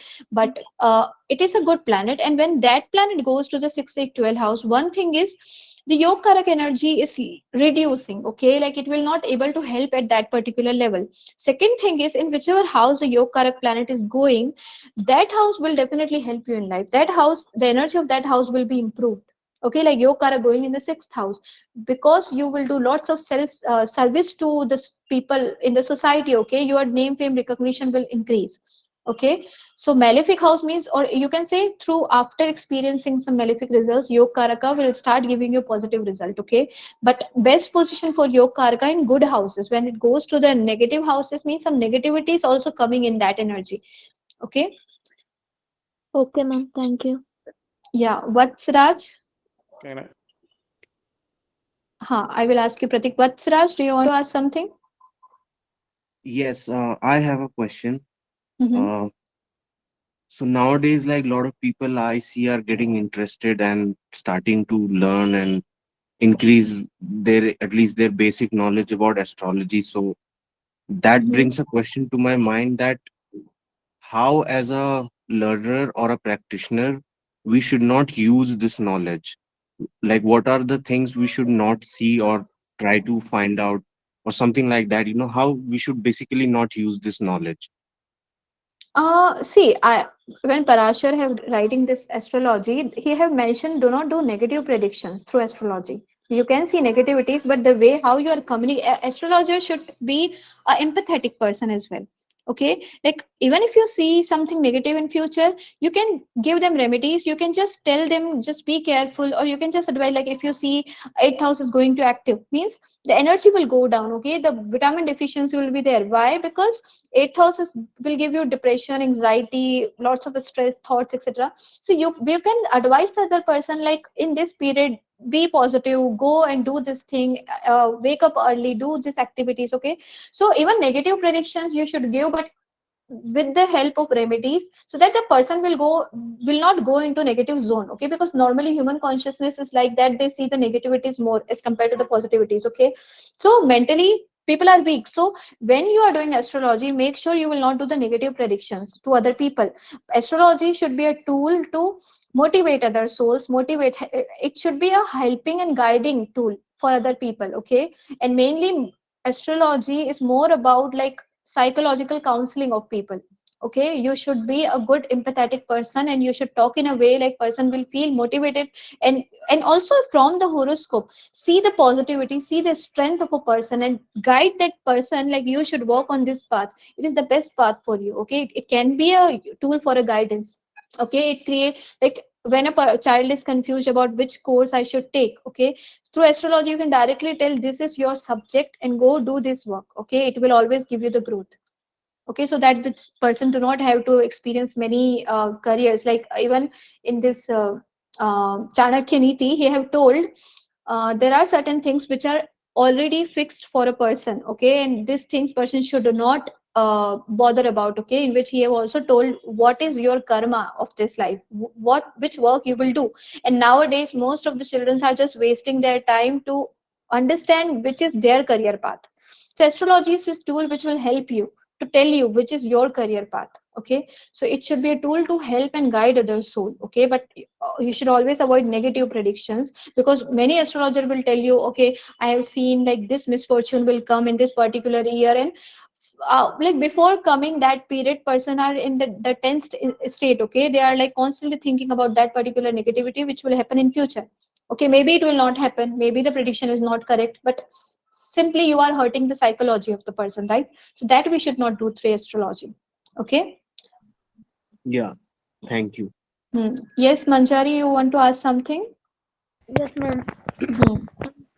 मुझे पूछना था कि अगर किसी कोई person continuously अपने life में struggle face कर रहा है, या ऐसा कोई मतलब कि उसको वो कैसे जान पाएगा कि ये जो मैं फेस कर रहा हूँ ये मेरा कर्मा है, या फिर मुझे इस चीज के लिए जस्टिस के लिए लड़ना चाहिए, या फिर छोड़ देना चाहिए कि नहीं, मैं जो भी 30 साल से देख रहा हूँ या मैं जो भी फेस कर रहा हूँ सारा मेरा कर्म है, मुझे किसी भी जस्टिस के लिए अप्लाई नहीं करना चाहिए।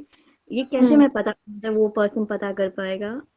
No, it depends on the result. Okay, why you want the justice? Okay, whether that, see, whenever you there are dharmas. Okay, dharmas at a level, you need to understand whatever karma you are doing, what will be the impact of that particular karma, at what level the impact will go in the society. Okay, like when it comes to the dharma of a king, it is at a society level, but when it comes to the dharma of a individual person, when he is doing something in the family, it is at the family level. So you need to check the level first. Okay, at what will be the impact of the work or karma that you will do. Okay, when you are like fighting for any right. Okay, what will be the final impact? So if it is for the welfare of the society, okay, or if it is not harming any person in a negative way, okay, if a person is wrong, then definitely the justice should be there. Justice should be there, but it depends why you're putting, whether the result worth it or not. That efforts that you're putting, that effort should bring something positive, something good in your life. Okay, it should not become wasteful, like just for the justice, like just in a simple argument we do with people. In that there is no need. Okay, if it is impacting at a big level, like if you are arguing with your boss because there is something wrong in the organization, it will help somewhere. The whole company will be benefited. Okay, so see the end results whenever you perform any karma. Okay. Yeah. What's Raj, you want to ask something? No, I already asked. Okay. Okay. Sakshi, yes? No? Okay, so let me tell you Yes, about I have a question. Yes, Sakshi. Actually, since you said that there are a lot of divorces happening right now, so you say that when people karmas are over together, they get separated, right? Yeah. But there are a lot of people, those who don't get divorced, but they still live separately, like for 10 years or 12 years, no matter how much the time goes. But does that mean that their karmas aren't over since they are not in contact or in touch, but they're not separated? Yeah, it's there in your mind and they are impacting your life, means karmas are still pending that you are experiencing. So how do Okay. we get to know that when will it be over, or you want to get separated, but then the other person is not willing to give you a or divorce? They don't want to, cut the cord. Yeah, it's all about mind game. Okay, at the level, okay, like for what is the level that if that person is living in your mind and impacting you emotionally or in any way, okay, means the karmas are still active. But there are many people, okay, who will not get impacted by the karmas of other people. Whatever they are doing, they it is not impacting their life, means karmas are already over. Okay, because it is not impact, it's all mental condition, you experience things in mind. Okay. So even if one person, one of the two is willing to give, but the other person is not, so does that mean that only the impact is in one person's mind? Yeah, exactly. If only one person is suffering, means there is only connected to one person. Okay. Yeah. Okay. Yes. Okay. Thank you. Yeah. So I will tell you about the course content. Just 2 minutes. In this 2 minutes, if you have any question, let me know. Ma'am, Kirti here. Can I speak? Yes, Kirti. Ma'am, just correct me this if I'm wrong. I believe that when we do the japa of the seventh house planet, our marriage life will be in a good condition. Means not good condition. Suppose if somebody is trying for separation Yeah. for various reasons, like the partner is extremely toxic, something like that. Then which house planet japa we have to do? See, mainly the Lord of the house we need to strengthen. Okay, Lord of the house. Which house, Like ma'am? seventh Lord house. If you are doing something for the marriage, it is seventh house Lord that you need to strengthen. Separation? If we wish For separation? separation, no, for separation, it is simply like cut all the contacts. Okay, it is more like a physical. For japa, this thing we improve the energy of the house. Okay, we make it more positive. Like, Got it? so it's not that we can't cut off the energy of the seventh house planet with any other planet ka japa? No, through japa we cannot cut it. See, japa is more about improving a house, okay? And when you do japa, you become spiritual. All the emotions of that particular area will go away, okay? Karmas is nothing but it is more like mental, okay? If something is bothering you, if something is impacting you, for something you are putting some efforts, that is you have a karma with that particular energy, okay? But when you do japa, one thing is you become spiritual, okay? You connect yourself with a higher dimension deity, and that deity will help you to get rid of the negativities of that particular area. But just want to cut a bond with a particular person, it is more like a physical thing. Just cut all of the bonds, okay? Just go into the isolation or simply focus on your own work, okay? Through that you can do that. But japa means it is not like it will create more karma with the person, positive or negative. It is more like you will dissolve all the karmas of your own seventh house, the negative karmas of the seventh house, Means okay? I mean for a legal separation. Suppose the seventh lord is Saturn. Should I do the japa of the opposite of Saturn, the sun, for shutting down the seventh house energy? Will it work that way? No. See, this is like very logical way in which you are understanding the karma, okay? When it comes to dissolving a karma, okay, get rid of any person from your life as well. You just need to detach yourself, okay? Just worship. Like one thing is desire. Like if any court case is going on and you just want that court case should end in life, okay? For that, you just worship a deity, any deity you can worship, and just ask that particular deity, I do not want this problem, I want this problem to go away from your life. You can worship the deity of the seventh house as well, okay? Or any other your ishta devta, etc. They will help you to come out of that problem, okay? Okay, thank you. Yeah. I want to ask one question. Yes. So, in my case, the retrograde Venus is in 12th house, and in my father horoscope also the Venus is in 12th house.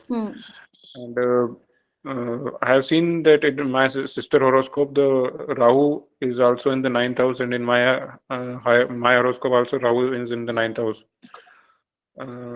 So I think that the जो मतलब एक जो पितरों का जो है You will always see if there is a pitru dosha or something, you will see in the whole family energy, that connection, okay?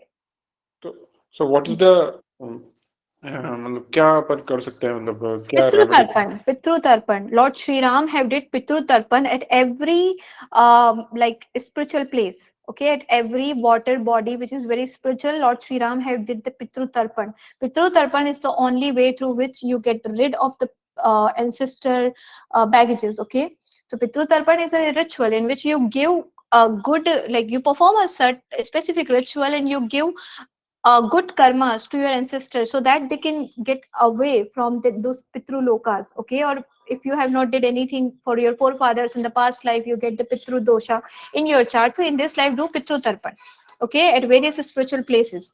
It will help you to get rid of the pitru dosha in the chart, okay? So so अगर मतलब अगर आगे की पीढ़ी के लिए ये दोष नहीं आया तो उसके लिए अपन को पितृ तर्पण No, don't worry about the future generations, okay?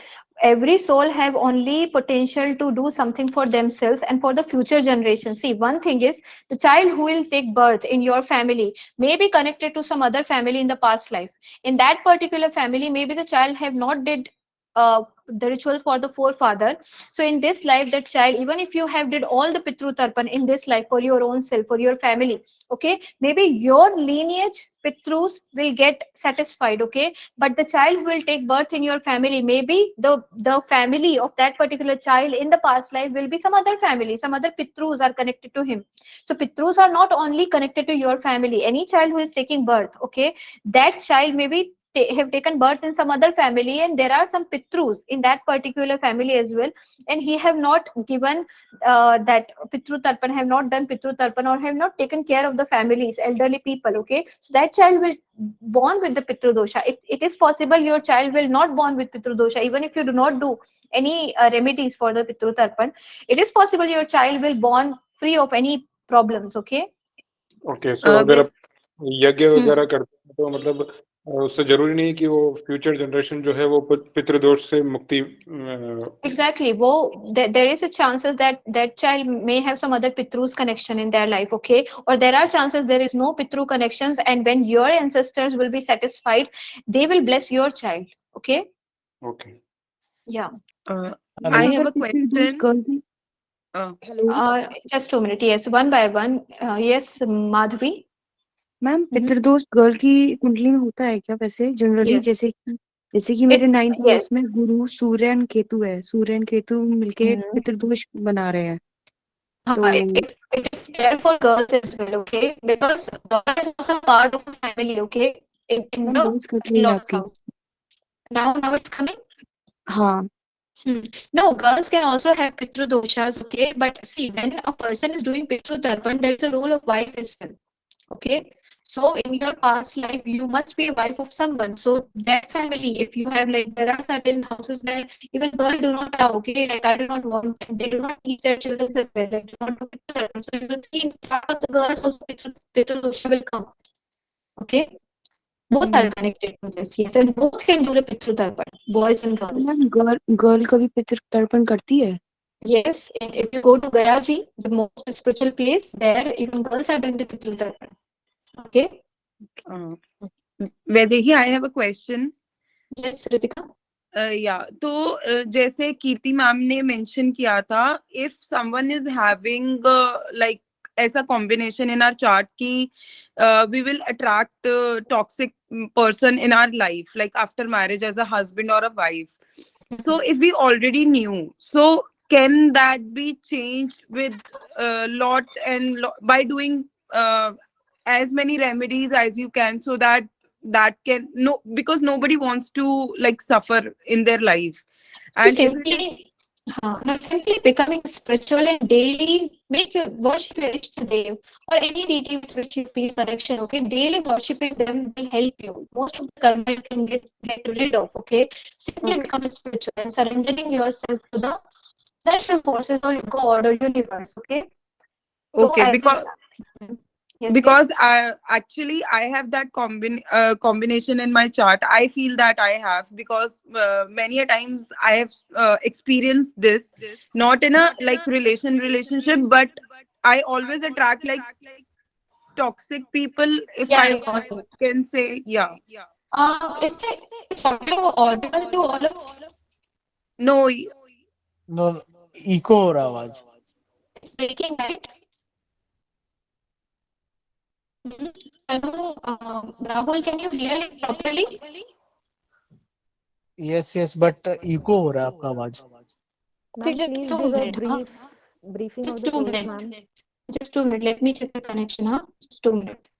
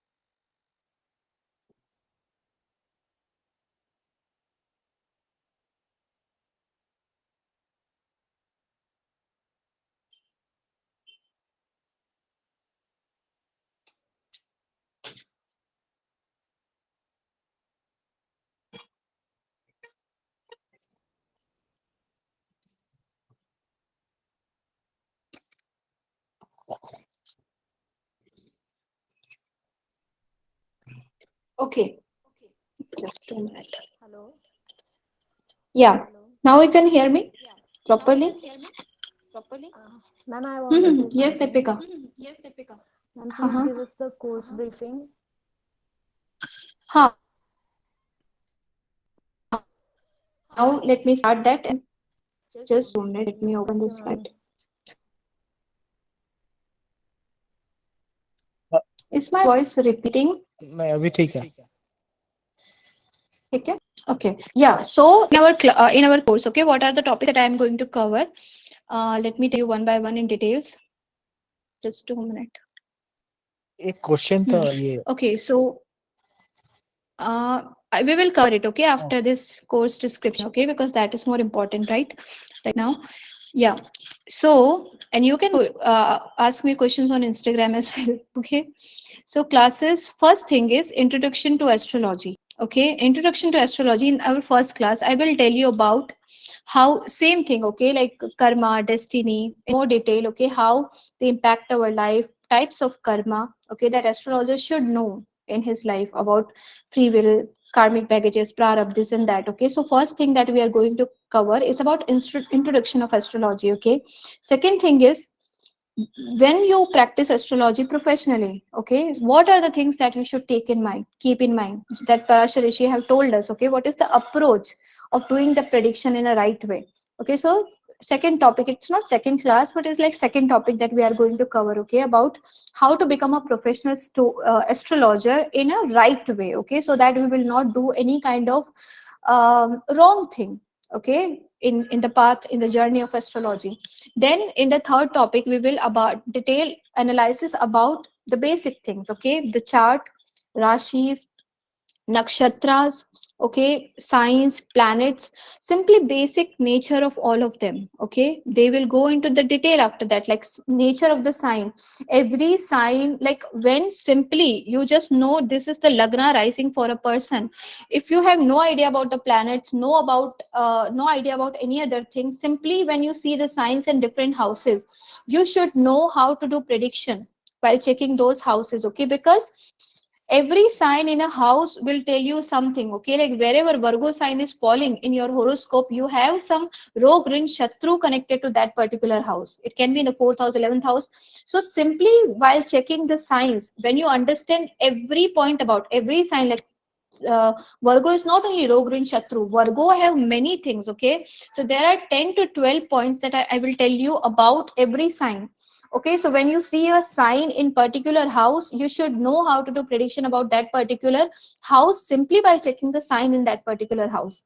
Okay, and that you can see in divisional charts as well. So that is the nature of the signs, okay, that you will understand in detail. Then lordship of the signs, okay, like different planets rules different signs, and how this lordship will impact how planets sitting in different houses, like ruling the Virgo sign sitting in the 6th house, what will be the result, what kind of karmas the Virgo sign will bring if the lord is going in the 6th house, in the 7th house. So that is the lordship of the house, okay, or energy of the planet, the lordship, where it is going and what is the nature of that particular planet. Okay, also like why a particular sign have that energy only. Okay, that energy of any sign is coming from the planets only. Okay, when we say Aries and Scorpio, the energy of Aries and Scorpio are coming from Mangal. Okay, wherever your Mangal is sitting in the horoscope, that will impact the Aries and Scorpio sign. Okay, and the nature that we are reading, Aries is all about activity, leadership, this and that is coming from the planet Mangal. So that energy we will read in detail about this lordship of the signs. Okay, prediction in a blank chart as well, when you just know the lagna rising, and you should understand how to do predictions. Okay, so predictions in the blank chart, this is a part of basics, and mainly predictions are coming from the basics. When you understand the basic in detail, then only you can do a perfect predictions. Okay, then we will come to the nakshatra.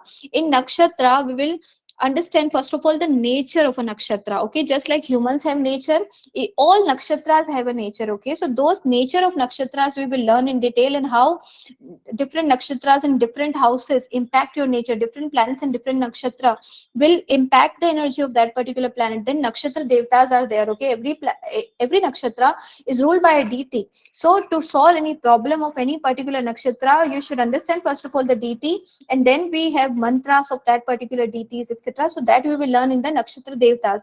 Then nakshatra also have divisions. Okay, a single sign have three nakshatra. There are total 27 nakshatra and total 12 signs. And on in those 27 nakshatra, every sign have two and a half nakshatra. So total three nakshatra can be in a particular sign, and those nakshatras are further divided into four parts. Okay, so a single sign is divided total into 9 parts. Okay, when you divide all the 12 signs into 9, see why 9 parts? A single sign have three nakshatra, and in those three nakshatra there are total two and a half nakshatra actually. Other half nakshatra will go into the another sign. Okay, and those nakshatra, if you divide four parts, okay, means they are the padas. In a particular sign, 9 padas will fall. Okay, 9 parts of a nakshatra will fall in a particular sign. And when you divide this, sorry, when you multiply this 9 by 12, total 108 padas you will get, which is called as nakshatra padas. Okay, Ravana have written Ravan Sanhita on nakshatra padas only. Okay, he was so expert into astrology. He is giving us predictions from the padas of this. Okay, he when Ravana is making the chart, he will make total 108 khand of a particular chart, and those 108 parts of the whole sky will give you different predictions. Okay, so that is the depth of astrology. It's not only 12 houses, it is not only 27 nakshatra, it is total 108 parts. Okay, which gives you different energy. So if you say a child is born in Mriksira nakshatra or Rohini nakshatra, Revati nakshatra, it doesn't mean everyone have the similar energy. We need to check and go into more depth. What is the pada in which the child is taking birth? In that particular pada as well, what is starting degree, last degree, every degree have a nature. So that we will learn in the nakshatra. Okay, and how to do predictions through the nakshatra. Then planets. In planets, first thing we will learn about the Graha Puran. Okay, Graha Puran is the stories of the planet. Whenever a person is doing prediction like Surya, ego, moon, emotions, fickleness, etc., this how you are relating. Okay, how do you know, okay, Jupiter is wise planet? How do you know Saturn is a late giving planet or old planet? How do you know? It is from the Graha Puran. Okay, when you know what is the story, the personal story of different grahas, then only you can do the prediction and you can use those predictions in your charts. Okay, so like sun have a specific story. So when sun is sitting in a particular house for a person, the stories of that particular sun, the personal stories of the planet sun will play in that particular house. Like if sun is in the fourth house, the stories of the planet sun will play out in the life of your mother, because fourth house is the house of mother. Okay, so Graha Puran we will learn what are the stories of the planets and how to do prediction from the Graha Puran. Okay, while reading the stories of the planet, and how to connect it with your own birth chart. Like Venus have two marriages. For Venus, one marriage is the hidden marriage. Venus married to the daughter of the Indra. Okay, which he have hidden from all the devtas, all the danavas. It was a hidden marriage. So when Venus is very prominent in the chart, people can have hidden marriages. Okay, or very sudden and strange kind of marriage. And then Venus again married to a proper marriage. Okay, when everybody knows about it. So these stories of the planets we will learn, so that you can do the prediction and you can use their stories in your predictions. Okay, stories of the nature of the planets. Every planet, like we are humans, we have a specific nature. Every planet have a nature. Some planet are biased, some planet are not biased. So those nature of the planets we will learn in the planet energy. Planet in different houses, then we will learn what sun will give in first house, in second house, in third house, and we will relate this position through the Graha Puran stories and their own nature. Okay, how they will behave in second house, third house. Like for Surya is not good in the fourth house, because fourth house is the house of emotions, mother, night time. And when you put the afternoon, when sun is so bright in the afternoon, when you put that planet in the fourth house,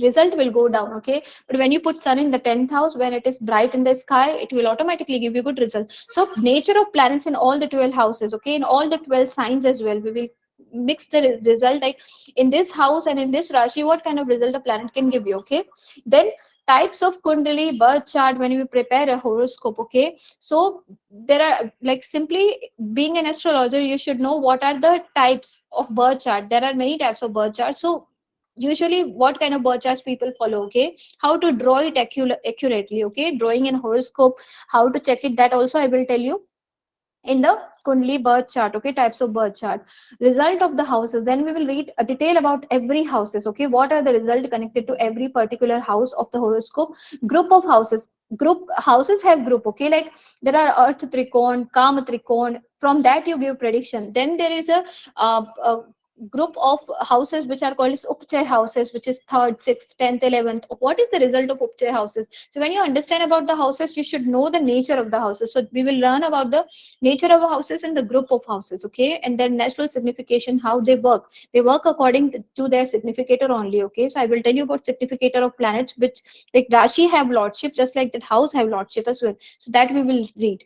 Then we will come to the sun transit and month, because see, when a person is opening a horoscope, when you got a horoscope, few things you should directly know when you see. Like one thing is month, in which like you do not know about the month of a person, but you have a chart and you just see, okay, sun is in the Capricorn sign. You should know this prediction, okay, sun in Capricorn means the child must is taking birth in the January or February month. When you see the degree of the sun, you should know, okay, at in the January February month, this is the date, okay. So just by checking the degrees, by checking the sign in which the planet is sitting, you should know how to tell what is the month of the child and what is the date of the childbirth, okay, through the degree of the sun and the sign in which sun is sitting. So that practice we will do in that video. Then also we will see, like, if a child is born on second tithi, and you know, okay, sun should be placed in this house and child is born on second tithi, so in which house moon will be, okay. Sun and moon are connected. When mainly in astrology, tithi is important, okay. Sun and moon transit are connected to each other. From there only we are getting different tithis. I will tell you about tithis as well in detail, the nature of the tithis, etc. So this part comes under the tithi. What is the mutual position of the planet sun and moon, okay. Sun moon is more stronger when it is away from the sun, okay. It is like near to the Purnima energy, and moon is weak near to the sun, near to the sun, because it is more like Amavasya energy. Moon is near to the sun means Amavasya, they must be near to the Amavasya. Moon is far away to the sun, it is like child must be born near to the Purnima days. So just checking the horoscope, some positions should come in your mind, okay. Like Jupiter in the Virgo sign, so in which year Jupiter was in the Virgo sign, this should come in your mind, okay. So this is the transit of the planets, how planets are moving in the chart, that I will tell you after that, okay. Then we have just 2 minutes, someone's trying to join. Okay, then after sun and moon movements and other planetary movements, okay, like how long a planet stays in a sign and what is the impact of that particular planet. So that basic details about the transit of the planet also I will tell you. Then more detail will become under the prediction part of the transit, okay. In initial class I will tell you the basic of the transition, okay, how planet transit. It is like more a mathematical part in the initial classes. Then Uttarayana, Dakshinayana, the whole festivals of a year are connected to Uttarayana, Dakshinayana movement of the sun, okay, and how they are connected to the Dev Lokas and this Asur Lokas, etc., and how Uttarayana and Dakshina impact our own life as well. So that is connected to the sun transit in the northern hemisphere, and this is more mathematical part, but this is important to learn astrology so that the view will come in your mind, okay. Like you should visualize when you see a horoscope, you should visualize what is going on in the environment, okay. So when sun will go to the Uttarayana, when sun will go to the Dakshinayana, that we will learn, because it is very important when you are doing the predictions of mundane astrology. Mundane astrology is the astrology when you want to do prediction for the worldly affairs, okay. This is very important. Uttarayana, Dakshinayana, like rain, how it impact rains, sun going in this particular sign impact rain in this way. So that is mathematical part, but I will tell you about Uttarayana, Dakshinayana and how to do prediction. That will come in the mundane astrology, okay. That is also a part of this course.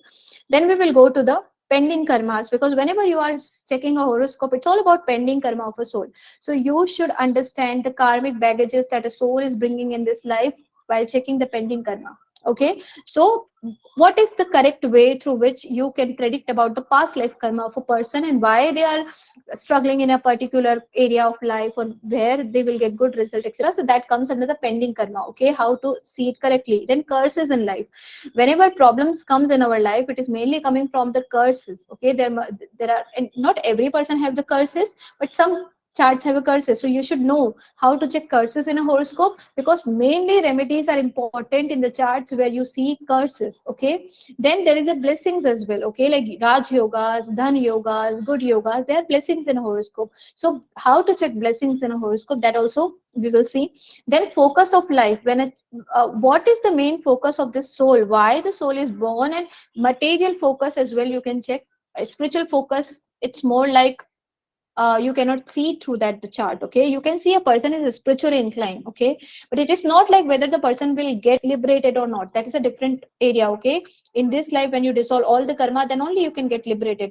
But here when you say focus of life, it is more like where the soul is actually focused in life. So that is one thing. Then career path, simple prediction methods. Okay, the normal questions which comes to you, that is like what is the career of a person, what kind of marriage the person will have, children's of the person, family, finances, um, also like happiness, general happiness. For women especially, happiness is very important. Mostly women will ask you this, what is the energy of happiness in my life. Then about dhan yoga, source of wealth, from what work you will actually accumulate more wealth. Okay, so that is source of wealth. Then this is like normal questions about material things that people like going to foreign lands, etc. So that we will cover. Okay, how to do like correct method to predict exactly about the career, about the children's, about the nature of children's, general happiness, family, in-laws, spouse. Most of the time an astrologer will encounter these questions only. Okay, then at the most people can ask you about spirituality. I just want get mukti, and do you see any combinations like that? So you can check spiritual combination, that also we will see. Okay, then we will come to the timing, nature of children's, timing of children's, nature of children's, timing of job, first salary. Okay, and then about all the yogas, negative yogas, positive yogas, Raj yogas, many yogas are there, so that we will discuss in detail. Then horoscope match, how to check the horoscope of two people.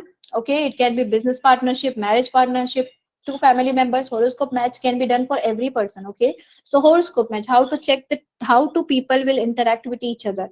Okay, what is the karmic energy. Then we will go to the divisional chart in detail. Okay, there are total 16 which we can shut 16 charts which we called as I just forgot the name. 16 divisional charts are important. Okay, but you can make as many divisional charts as you want. Okay, you can make 108 divisional charts as well, but Parashar have given importance to only 16 divisional charts which are important. Okay, in which Navmansha, Dashmansha, Shashtiyamsha, Chaturthamansha, I say the total 16 divisional charts which are main areas of your life. Okay, those we will learn in detail, and some extra divisional charts like D5 chart, D108 chart. Okay, they also gives you some predictions. So those extra divisional charts also we will cover in divisional chart classes. Okay, then we have a dasha system. Dasha is not only Vimshotri dasha. Dasha is of many types. Okay, Gemini dashas are there, in which Char dasha, Sthir dasha works. Also there is a dasha system for specific chart, like for Navmansha chart there is a specific dasha system. Okay, that we will learn. Then about the dasha, we have Manduk Dasha. This is applicable to specific, like Manduk Dasha is applicable to the people who have 4 planets or more planets in the Kendra. Only for them Manduk Dasha will be applicable. Okay, so conditional dashas are there and general dashas are there. Okay, but in dasha, when we learn this dasha in our life, whenever you are doing the prediction, at least check two dasha system, and both of the two, like when someone is asking about the marriage, when I will get married, two dashas both should give you. Okay, like there is a Vimshotri dasha, then there is a Char dasha, both will show you the similar time. Okay, both will signify you something. Then we mix it with the transit as well. In transit as well we will read, because when you are doing prediction, one is horoscope placement, one is divisional chart. Then we will go to the dasha of a person, and not only check from one dasha, 2 3 dashas you should apply in a horoscope. All planets should signify the similar event which will trigger in future. Okay, then we go to the transit. Transit should also support. If transit is not supporting, only dasha of the seventh lord is coming, and no transit of Jupiter, Saturn, Rahu, Ketu is impacting your seventh house, from the moon, from the lagna, from the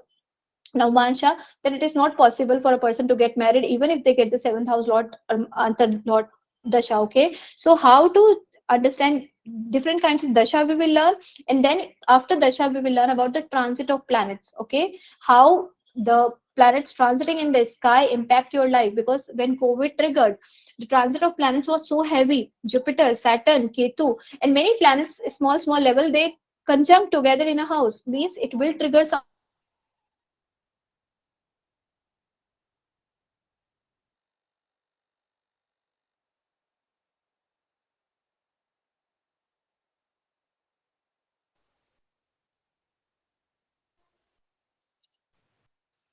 Is your video?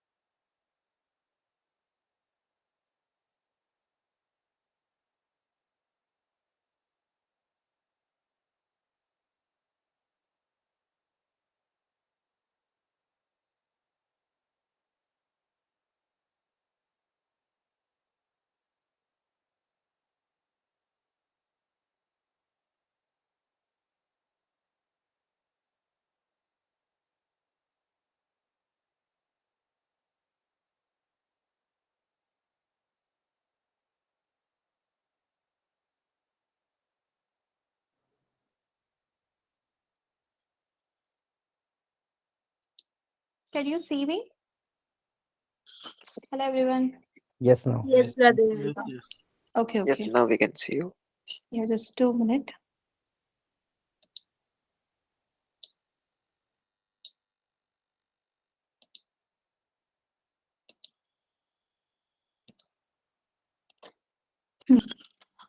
Okay, so then we will see about the transit and dasha system and how to do, because whenever you are doing prediction, this is the main thing, dasha and transit. From there only you are getting the prediction, and most of the people are doing wrong prediction, mainly the traditional astrologers, because they see only dasha. Okay, transit is main more important than the dasha. Okay, so how to connect on a horoscope? Okay, we will do many example charts as well. Okay, on your personal charts, on celebrity charts. Okay, and through that we will understand how events triggers in our life. Okay, then mundane astrology. This is about till now we have covered about a specific person. Okay, then we have the astrology like mundane astrology, Prashna astrology, Gemini astrology. These are more broader astrology, like different sector, okay, of same astrology. So then we will understand about the mundane astrology.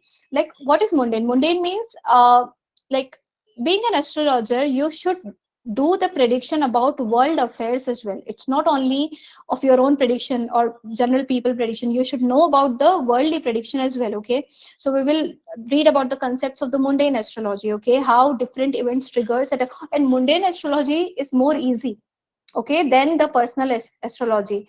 Mainly you have seen most of the famous astrologers are doing mundane astrology, and mundane astrology have a specific principles. If you follow them, you can be expert into mundane astrology. Worldly affairs you can easily predict. Okay, that is more easy than the personal horoscope. So we will read about the concepts of the mundane astrology, how to do prediction, like when rainfall will be there, when world war will be there, etc, etc. So there are certain combinations. Okay, then vastu is small bit of vastu. Okay, like being an astrologer, the level of vastu that you should know, how to connect a horoscope with the home of a person. Okay, or the place where the person is living, the office energy, etc. How to connect it with the vastu, that we will learn.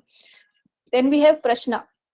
Prashna have two sector. Okay, like one prashna is when someone is asking you the question, you prepare a horoscope, and through astrology you give predictions. Okay, it's just like a birth chart. You have to read every in prashna astrology. Things changes, like if person is asking you, I lost this item, whether I will get this item or not, whether someone have stolen this item or not. So how prashna will work, in that the house's energy will change. The first house will become the person who is asking you the question.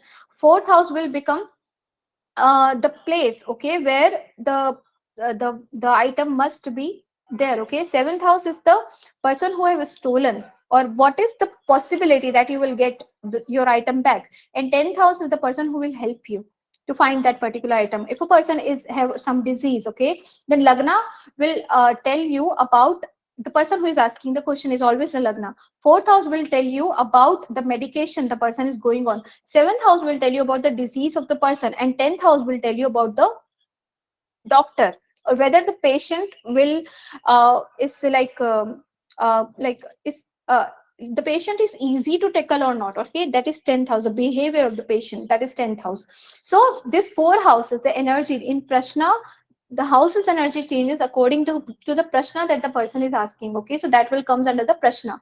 Then in prashna, we have another technique which is nimit. Okay, like when someone is asking you the question, what is the environment, the energies of the environment around. Okay, when you have to understand what is a bird, which bird is coming to you, or if someone is asking you some question, if a child is coming towards you or going away from you, and your breathing techniques, when someone is asking you the question, just check your breath.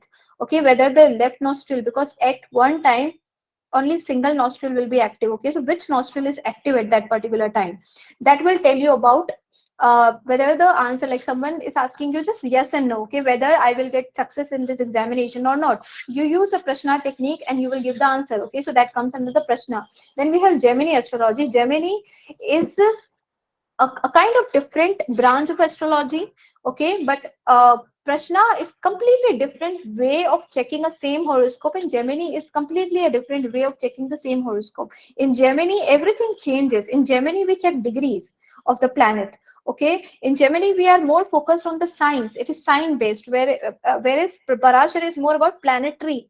Okay, the drishti of planets works in Parashar astrology, whereas in Gemini the drishti of the signs works. Okay, the degrees work. So Gemini, for predictions, Gemini is more accurate. It's not like Parashar is not accurate, but Parashar have a very long way to do the prediction, but Gemini have techniques. Gemini have shortcuts. So Gemini astrology we will learn so that the prediction will become more easy. Okay, then we have strength of the planets. Okay, like there is a Shadbal, Ashtak Varga system. Okay, so that also we will learn in detail. Ashtak Varga is also a different branch of astrology, and it is numerical branch. Okay, through numbers, like every planet is giving some score to a house, some score to a planet, so the score will give you the prediction. Okay, Gemini, like Ashtak Varga is the most easiest and most accurate way as well. If you just learn Ashtak Varga, the numerical astrology. Okay, there are, see, it depends like what kind of astrologer you are, whether you are a Mercury dominating astrologer, Jupiter dominating, Venus dominating, Saturn dominating astrologer. Every planet can give you astrology. Okay, but which kind of techniques? Gemini is more about Ketu and Venus based astrology. Okay, whereas this Ashtak Varga is more about Mercury based astrology. Okay, so it depends like what kind of subject is more perfect for you. But yeah, some people give a prediction from Ashtak Varga as well. So Ashtak Varga system we will learn. Then we will learn about the Shadbal. Okay, Shadbal means see, when like mainly the argument comes in astrology is, okay, my planet is exalted, but it is at the lowest degree, or it is at the highest degree. Okay, so it is at the dead state, it is at the child state, it is infant planet, etc. Okay, so and people are like, no, your planet is infant, that's why it's weak. Your planet is at dead state, that's why it's weak. But that is just one way of checking a strength of a planet. When you read Shadbal in detail, okay, Shadbal is 6 kinds of bal, and in 6 kinds of bal as well you have further divisions. Okay, in the same bal you have like Drikbal is one part of Shadbal. Okay, which is directional strength of a planet. So maybe a planet is at the Vriddhi state at 29 degree, it is like old planet, but that planet have directional strength. Directional strength itself will make a planet very powerful, because now even a old person have a direction in life. That is directional strength. Okay, so when you are checking the bulb of a planet, okay, simply checking the degree of a planet, this planet is old and this is weak, that is not the way. Okay, you need to check in which house it is falling, in which you can say rashi it is falling. Okay, whether it is in friendly exaltation rashi, whether it is sitting in a good house or a negative house. Okay, also with that, even in Shadbal we consider the year. a child is taking birth in 1995, in 1995, which planet will be more powerful? In Shadbal, it is not up to the level of your horoscope. It is at the level of year. It is level at the, like in our astrology, every year have a specific name. Okay, when ancient this scriptures are writing, they have given a specific energy to every year, and that particular energy of that year will make a particular planet more stronger than the other.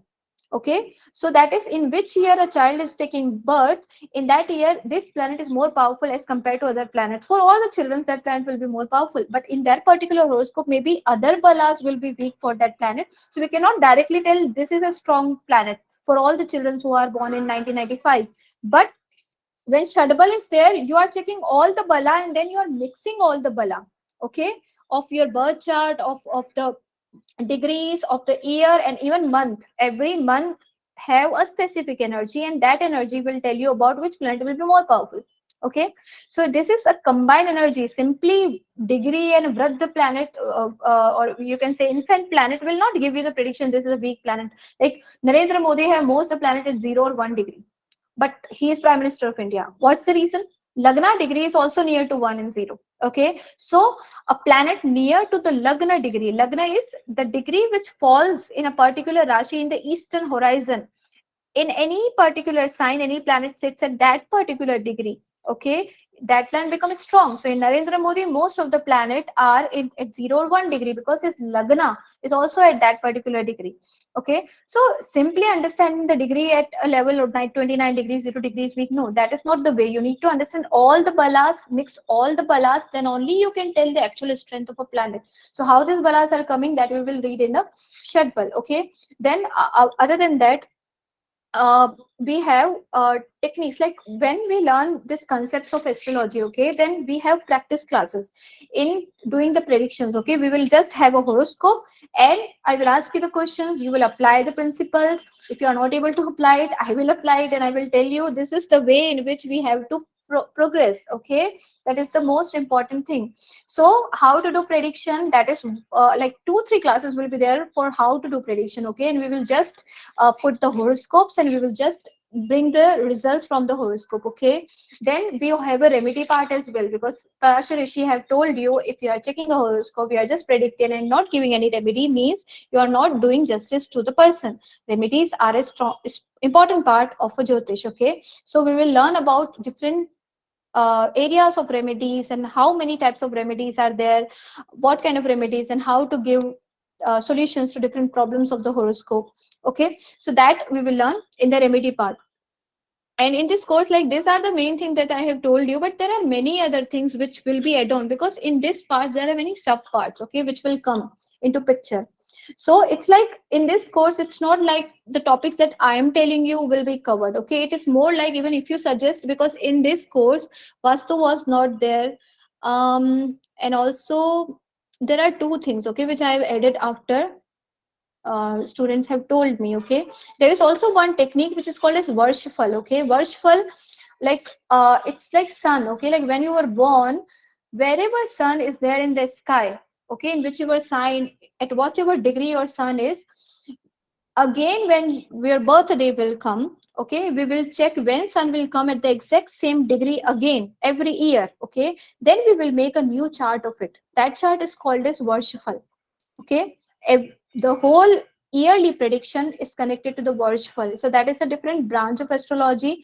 Like simply a person have got a technique, like simply through the sun transits and coming back to the same degree, how to do the prediction just by without having a horoscope, how to do prediction. But yes, both are related. Okay, when you are checking the Varshfal, you should check the horoscope as well. Okay, there are also birth time rectification techniques. Like if a person, see, when you understand astrology and when you become an expert in astrology, just while checking the face of a person, you should know which planet should have more influence on the personality of the person. Okay, when you are confused between the Lagna, okay, maybe Sagittarius rising or Capricorn rising, the birth is at the Gandhanta. Okay, so which will be more prominent for a person? So while checking the face of a person, you should know which sign will be rising in the Lagna. Okay, that comes under the birth time rectification, and birth time rectification can be done till D60. Like D60 chart changes in 2 minutes. Okay, so if you want to go up to that particular level, okay, in the birth time rectification to check which will be the D60 chart for a person, there are techniques in astrology, okay, that we will learn in birth time rectification. First of all, we will rectify the lagna while checking the overall general energy of a person. Then we will check about the Navamansha. Navamansha changes in 10 to 15 minutes, okay. So then we will check, rectify the Navamansha. Okay, this is the correct Navamansha. Then we will go to the D5 chart, D6 chart, okay, more minute birth charts which changes in 5 minutes. Then after rectifying that, we will go to the D60 chart, which changes in 2 minutes, okay. So 2 minutes, uh, like under 2 minutes you cannot rectify, okay, and that will give you D60 chart, which will give you most of the predictions, okay. Mainly in the twins chart, when you see lagna is same, navamansha is same, other divisional charts are same, but D60 must be different, okay. There must be 2 minutes difference at least in the childbirth, and in that level D60 chart changes, and that changes their prediction at a very minute level. But still, in the life of twins, most of the things are similar. The negative time period, their positive time period always comes together because they have very similar energy in which they were born. But when it comes to their internal nature, one child is very angry, one child is very happy, that comes from the D60 chart, okay. So then we will learn about the D60. D60 is more about how much good energies, how much blessings you have in this life, okay. So D60 will give you a very minute about your own nature, personality, etc., likes, dislikes. So in that way we will understand about birth time rectification techniques as well, okay. So these are the main things that we are going to cover in this course. Let me know if you have any doubt in this.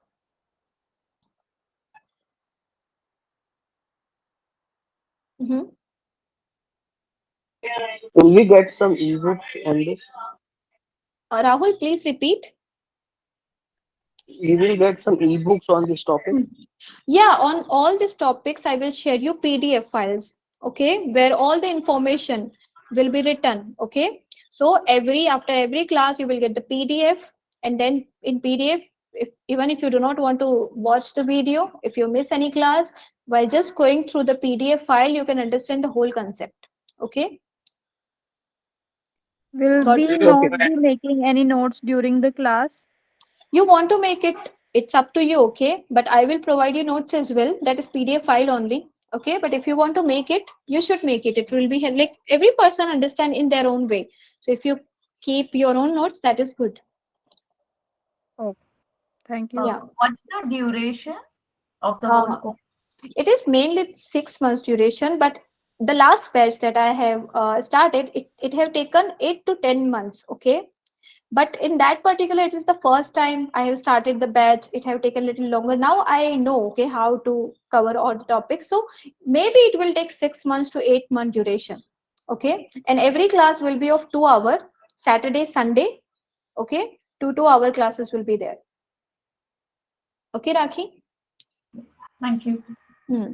Yes. Any other doubt?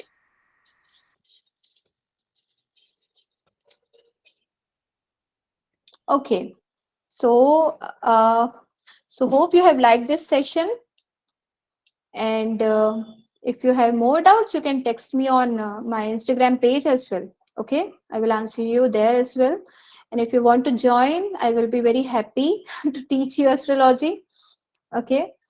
And it was a great session. Thank you so much. Have a good day. Thank you. Thank you. Yeah, Thank you. most welcome. Thank Most you. welcome. Take care. Bye bye.